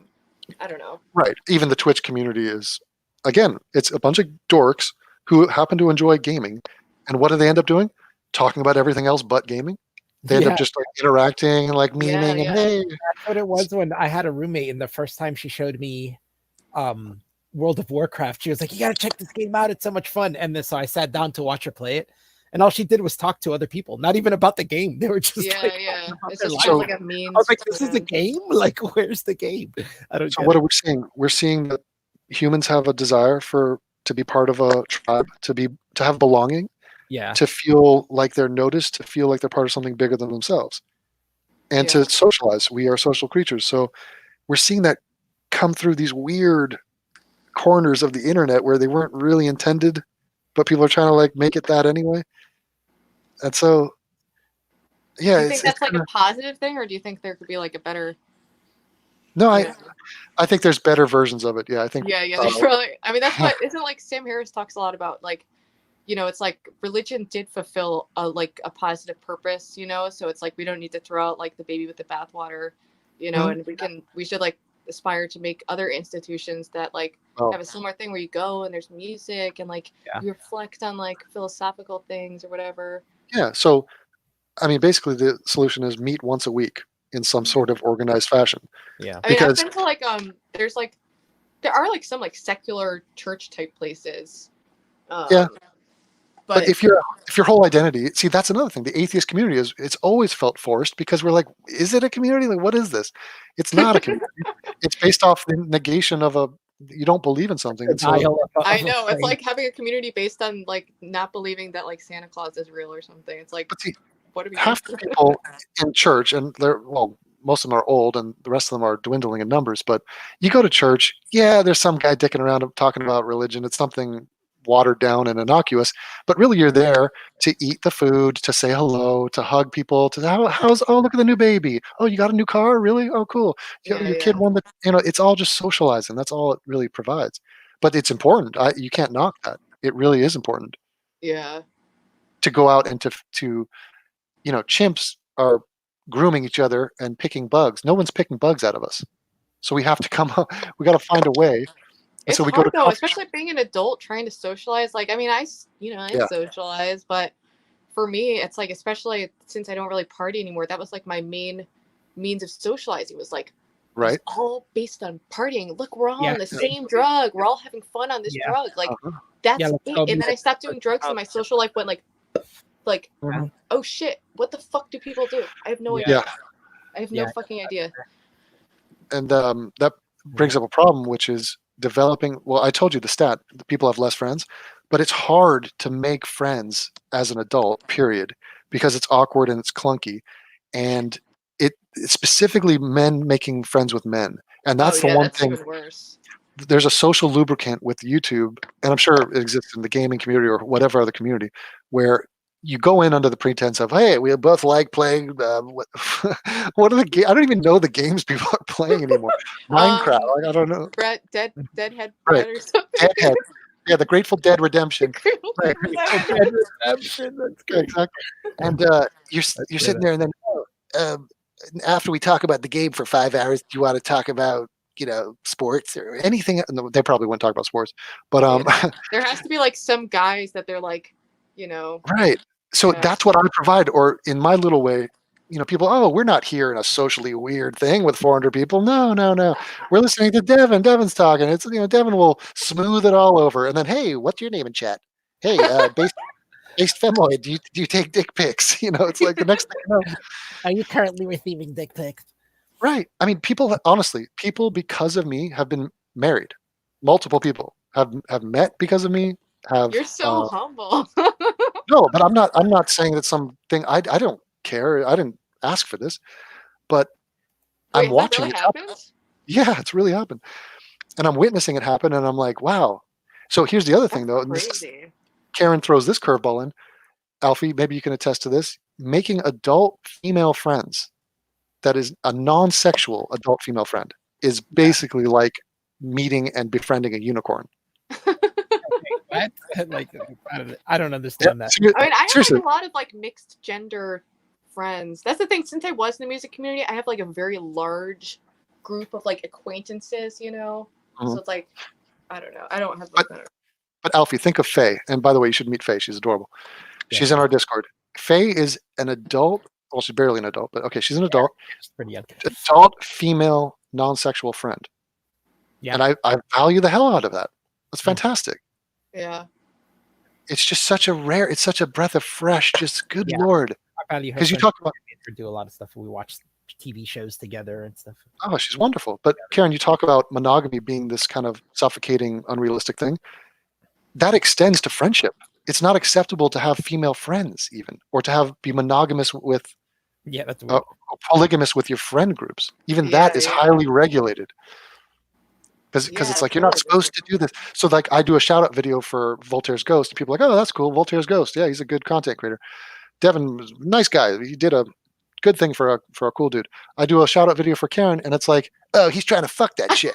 Yeah, he's simping out. Overwhelmingly, I saw the comments, and it's just like, I just wonder, it's like, what's going on in your head? Like, because a lot I of know. them, they're under this like delusion that they're these like really rational, like logical people, and like, it's like, how do you not see that you're like being like really irrational and illogical and like having a completely different standard for no reason? You know what I think it is? When something is on your mind, it comes to the forefront and it becomes your Yeah. priority. So if you have to piss, I don't care if you're talking about philosophy or economic, I have to piss. And that's the one thing on my mind. If I'm hungry, I'm thinking food. That's really where I'm all. And so for these guys, they don't have sex. And so anytime a woman is brought up, it's just, holy shit, it's another fucking sexual vessel. That's not, and I gotta talk about it. It just causes such a ruckus that it makes me like, I know. Yeah. I'm like, You gotta run. oh, okay. You gotta lock the door of your attic and add some more. Like, all right, God. This happens to me like anytime I go on like I mean, not that I like go on all these streams, but like anytime, like any other time I've done it, it's been the same thing where it's just like people lose their minds. So how are we gonna dude, get? I'm being so nice and reasonable, and they're like, fuck this bitch. Like, Yeah, but you have a good attitude about it. I'm glad to see your. well, yeah, navigate. then, you know, yeah. Now, what are we going to do about this upstart, this uppity YouTuber, Praxical Kitty? Oh, I still love that you were like kind of nice to them. I can't believe I was like the Pope to I was like Mother Teresa to that guy, and you're like, you were kind of nice, or Well, for you, yeah. I was an Have you ever angel. watched your videos? No, that's what's so funny. I talked to a fan in New Orleans, and I was like, we were having a conversation, having a drink, and he goes, I was expecting you to yell more. I was like, what? About what? Well, yeah, Devin, you like in your videos, you can be a little mean. Aggressive. It's called forceful, and it's called It's entertainment. called forceful. Yeah, it is calculated strength, I shall call it. Well, No. it can. Yeah, I'm just saying, you know. Yeah, but I mean, you hear me in conversation, and it's a different ball game. Yeah, Correct? it's quite different. It is. That's why my perception of you changed greatly. I thought you were this like racist monster. Which, you know, yeah. But You then know, you it's acted funny. like a normal person, and I was like, what the fuck? You mentioned black people, and it's like I feel like we should circle back on all these topics, and because none of this applies to them because they're they're not like the normal people. But I disavow. I disavow. oh god. Well, very fun, very enlightening. I missed every UFC fight, which is so that now I truly did simp. I simped out to the vegans. Last fight while we were talking, I was watching it. It was nuts. I'll see if I Can you can just find like a replay. watch the replay? Like I don't. Yeah, we'll. It takes a while before they post it up. Where is the replay, Alf? I usually end up finding them, but it's I don't find them. They're not up till like the next day. Yeah, BitTorrent. Yeah, I'll probably dive back into some Love Is Blind. Yeah, Catch up on that. I'm on the second episode still. I haven't like moved past it. Yeah. They're about to declare their love for each other. Watch. Oh boy. It doesn't take long. Yeah, I'm surprised. I was like, really? I literally audibly said, "What?" Like I audibly was like alone in my room watching it, and when the first guy like proposed, I was like, did I like go into a coma and miss something? Like I'm really taken aback. I literally audibly. What I love is the editors don't even try to make it seem plausible that he could be in love with her. Like there's never. It's like they had a couple conversations that were like, oh, like you like your family too. Like I'm all about my family. Like all I want is just like a nice person. Me too. So much in and it's common. like, and then it's like, boom, we're in love. I want to spend the rest of my fucking life with you. Yeah, And it's so formulaic. It's like, tell me about yourself. Well, I'll tell you some of my fears. I'm scared of being hurt because I've been hurt before, and it's like, good God. That's like on The Bachelor. Yeah, it's that's like it everyone. starts with like the superficial. It's like, what's your job, and then it moves to like, what's your passion, and then it's like, what fucked you up, and Right. then it's Tell like, me. I love you. That's Tell me weird. Daddy touched you. There's a whole cult of people who think that to get closer to someone, you have to tell them all your bullshit. Like everything bad that's ever happened to you, say that to the person that you're on a date with, and this will bring you together. Or at least you get all the red flags cleared out right on the first date. Yeah, I would prefer like when I meet someone, if there's like any romantic prospects, I would just like to lay it all out yeah, there. all the Get red it out of the way That's because I so- don't want to waste my time. Yeah, but it's so funny I because- don't want to pull any shockers. Like, whoa, like Usually, whoa. the art of dating is to avoid saying that. Like Yeah. it's to cover up all these things about you that are unsavory. Yeah, in So I general. was listening to Rebecca Vitzman on this podcast, and she brought up a miscarriage she had just randomly. She wasn't asked about a miscarriage. She's just like, "Oh yeah, you should feel bad because I had this miscarriage and I had medical issues that stem back from that." And it's like, what?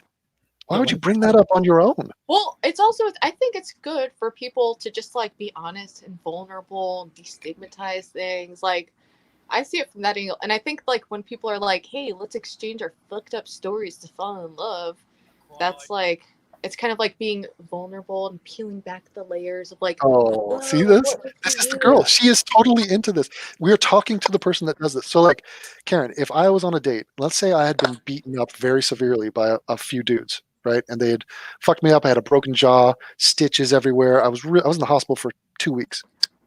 Okay, that happened 3-4 years ago. If I'm on a first date, am I going to tell that story to someone? I wouldn't. Probably. Or would I- Well, No, that's the no, thing, it's why? like- Why? I never would. Why would Because you do it's like, okay, so what do you talk about on a date, Devin? What? movies, music, These things I like. Yeah, gripers? Movies. maybe find something common that we No, but like. We could discuss This is the that. perfect thing because check this out. You That's the, like, could superior technique. It's like, fuck talking about all this real shit. Like, no, but what's it's your favorite Yeah, that does movie? come later on. Maybe not on the first date. You know, you got to No, get to know each other a little more. And But then I feel like the find most open up. interesting conversations I have with people is it's like if I'm in line with a stranger and they're like going through some like horrible thing and somehow I'm like a witness to that and we have like a vulnerable moment. That to me is a lot more interesting and fulfilling than like. I mean, I like talking to movies and stuff. Don't get me wrong, Yeah. but you know, no. I agree. It's better. I agree that being real and authentic is good, but there you Yeah. have choices. You don't have to say everything. And It's so, all situational as well. Like there's situations for that, and there's situations where it's like awkward. Right. Bring stuff but I up. think that a story like the one I brought up, like I got severely beat up, I was in the hospital, it was traumatic. I could lay that out. I could be like sullen at dinner, and she's like, "What's wrong?" Oh, nothing. And I play hard to get, and she's like, "No, tell me." Oh, and then I go into this sob story about, "Oh God, it was so traumatic," and I milk it for an hour to try to get sympathy from this person. see, this is Or- your like a little like worldview as you like view everything like the most like. Your little worldview. It's Dare you? your I little think worldview. I Like, think that's it's that's so the like norm. cynical and it's like you're like viewing like sharing like a story as like, man, I'm gonna milk it like bro, it's weird like, Yeah, I think that is the norm. because though. I see it. and you're like, yeah, this bitch Yeah. talking about her miscarriage, you know, like what does Because she Karen- want? What's her motivation? Karen, I see it on these dating shows. On these dating shows, the girls do it all the time. On The Bachelor, holy God, that's all they do. Make them do that. They No, it's in their nature. You have the nature. You said, yeah, it's a good idea. Tell me about the traumatic beating up session that you had. We'll bond over it. the guys do it too. Yeah, And yeah. also they Yeah, make the guys them, do it that's too. the formula of The Sometimes. Bachelor. You'll be kicked off the show if you don't tell a vulnerable I know. story And Yeah. you know by what like they call date 3. it? They call it, you That's need to what it's open called. up. Yeah, Yeah. I think And so. be vulnerable and like raw and real. Like that's Oh, man. you I'm don't not like having that it. stuff. You're like, no, I "Ugh, think- no, I think that's maybe- weird. What are they doing? I don't like it." There's some degree of me has some masculinity and stiff upper lip from my British past. And I just don't think it's appropriate. And it doesn't exhibit strength, especially. So girls do this all the time, but they're supposed to be, oh, take care of me, save me, nurture me. I'm this little. But a guy, he's not supposed to cry and be like, oh my God, look at me. I'm a man. But why? Why Because is of he not supposed to do gender- that? Because of gender roles. And Now- you like that? You're like, we should just keep like on that. shaming men. Like, Because to exhibit strength is an attractive feature, I would say. but why is it exhibiting strength to be too much of a pussy to show your true emotions? that's a twist. I mean, I wouldn't label it as such. I would think that it's That's how it is because a lot of men are afraid. They're afraid to show their authentic selves, so they create an exterior that leads them to fucking kill themselves because they're so miserable. there are posers out there for sure, and they're not in touch with themselves, and they couldn't express themselves. Yeah. That's very liberating as a content creator to actually express my true thoughts and feelings about things. But still, I'm not gonna. I just think it's manipulative a lot. I think Dude, people, that's another part of your little worldview. Little It's like worldview, you look at things as like you have this like view of like things as like what's the angle here? Like I think it's manipulative to like tell someone a sad story, like what did they want? Like pity points? Yes. Like, that's not always the case, but I think Devin has a point. I think that is the norm. I think people normally want attention. I mean, from it depends on someone the else. circumstance, that's you the know. norm. Like That's I think you normally can share stuff that's like dark and sad, like if I talk like it's a stripper, like boo hoo, like I'm not saying that to be like feel bad for me. For me, it's a neutral fact, neutral, like whatever. But you would say you're different from the standard woman, right? From the average woman. Yeah, you are different. Yeah, personality-wise. That's why I'm saying what Devin's talking about is the normal average woman. Like that is the normal thing. The average woman. Normal people I in am the general average want woman. attention. But average people in general want attention. Not even male, female. I mean, in general, people. Well, I mean, all humans want attention. That's like been unnecessarily stigmatized. That's a normal motivation for people to bring up sad things in interaction. Well, I mean, I see what you mean when it's like, someone's on Facebook being like, I'm so alone. Emo. Sad. Yeah. Okay. What percentage of emos are men and what are women? Emos are overwhelmingly men. Men, yeah, but they're all sissified men. Overwhelmingly, because they found a culture where they can actually be their true selves. There are a lot of guy emos, which is emo as fuck. I think a good, at least I don't know how much of a percentage of them are bullshitting because they think it'll get them chicks. Yeah. And second, the rest of them are all like pussified little bitch dudes who are like pussified little I'm bitch so dudes. Look at Alf. He's Chad shaming. I know. I'm gonna sit here in a corner and cry that my life sucks. Ooh. Wow. Toxic masculinity. I mean, it's true. That's not helpful. Say like dwelling in your sorrow does not help. Well, you know why? Well, I don't know. I'm in therapy. It's all about dwelling in my sorrows. He's an East Coast guy, and he's coming from an urban jungle, so he's not like West Coasters. Those dudes got beat up. I'm East Coast. I'm from like a very small urban jungle, Oh, you are. That's hot. I like how you've papered the walls of your room like you're in a prison cell. Yeah. It's called records. What do you think? What do you think that is? What is it? They're records. Well, it's records. Oh, okay. Because I like music. And then I have it's called decorations. Add a little flair, Yeah, there's nothing. Flair, like Office Space. Yeah, like the Nazis. Did they have flair? Yeah, that's from Office Space. That's from Office Space, right? Oh, you want me to wear flair like the Nazis? I didn't catch that. I was just like, whoa, it always goes back to the Nazis. Yeah, it's Godwin's law. All right, gentlemen, this was, ladies and gentlemen, this has gone on way longer than I had anticipated. 3 hours, 11 minutes. Holy shit. Each minute more enjoyable than the last. And we thank Karen. We thank her fresh outlook from a variety of different topics, coming from a unique perspective, one that is underrepresented. We're talking in front of like an audience. Yeah, exactly. I know that, but that is the joy of it. Honestly, there's a method to the madness of totally ignoring the chat and the fact that you brought it. I can't see the chat, so I'm just like, like we're all just talking. Like, what's up, guys? I know. And actually, it's nice. Sam Harris talked about it. He said, "I hate doing podcasts in public because I feel pressure and I'm not my true self. I am myself in front of 300 people, which is not.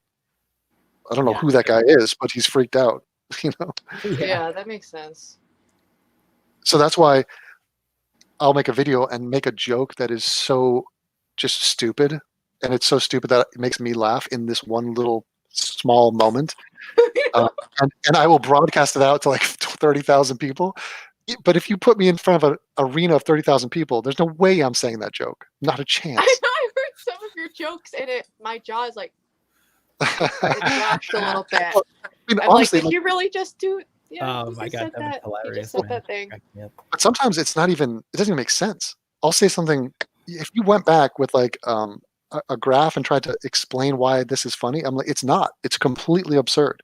But I'll just throw it out there. Anyway. Like me talking about Jenk's name, Keek, and just coming up with just different ways to say Keek. There's nothing to that. There's no like double meaning. It's just me literally saying the word Keek in funny ways, and I just do it. I don't care. But I think there's a certain way to bottle authentic charm that way, whether it's good or bad. People, they just appreciate the realness of it. They're like, oh, he probably did think that was funny in that little moment. Or what Karen likes to call my little worldview. You do have a little worldview. I've Your noticed little it. It's worldview. made me understand you more, Devin. It helps me like I'm like, oh, let me try getting into this like twisted worldview. Jesus. And this is what happened to respecting your elders. What happened to I'm also yield? elderly, so I. Well, usually what we do with 30-year-old women is we chuck them in a volcano because they're Yeah, so I'm like in girl years. I'm like, I'm right at the cusp of like, You're obsolete. get rid of me, baby. She's like, yeah. So her discussion about polygamy and open relationships is all now a moot point. It's all I know theoretical. it was like relevant earlier when I was younger, earlier in the conversation, but it's all just With every passing sentence, it makes less sense. Yeah, it does. It's just Someone just now it's just a $200. little fantasy in my head. See, that's self-deprecating humor, which is Yeah, another pleasing characteristic for someone to have, something that Isaac does not have. It's charming. Yes. Oh, I keep forgetting who Isaac is. Oh, that was like the That's the original. Ask Yourself guy that we were watching. Weird biblical name. It's kind of fucked up. Yeah. Okay, well, thank you for coming. Thank you, Chad. I've been trying to say goodbye for literally an hour and 15 minutes. All right. You Yeah, got get two out of here. though. No, but very, very fun, guys. So thanks for coming. All right. Bye. Bye now. Bye. And we are off.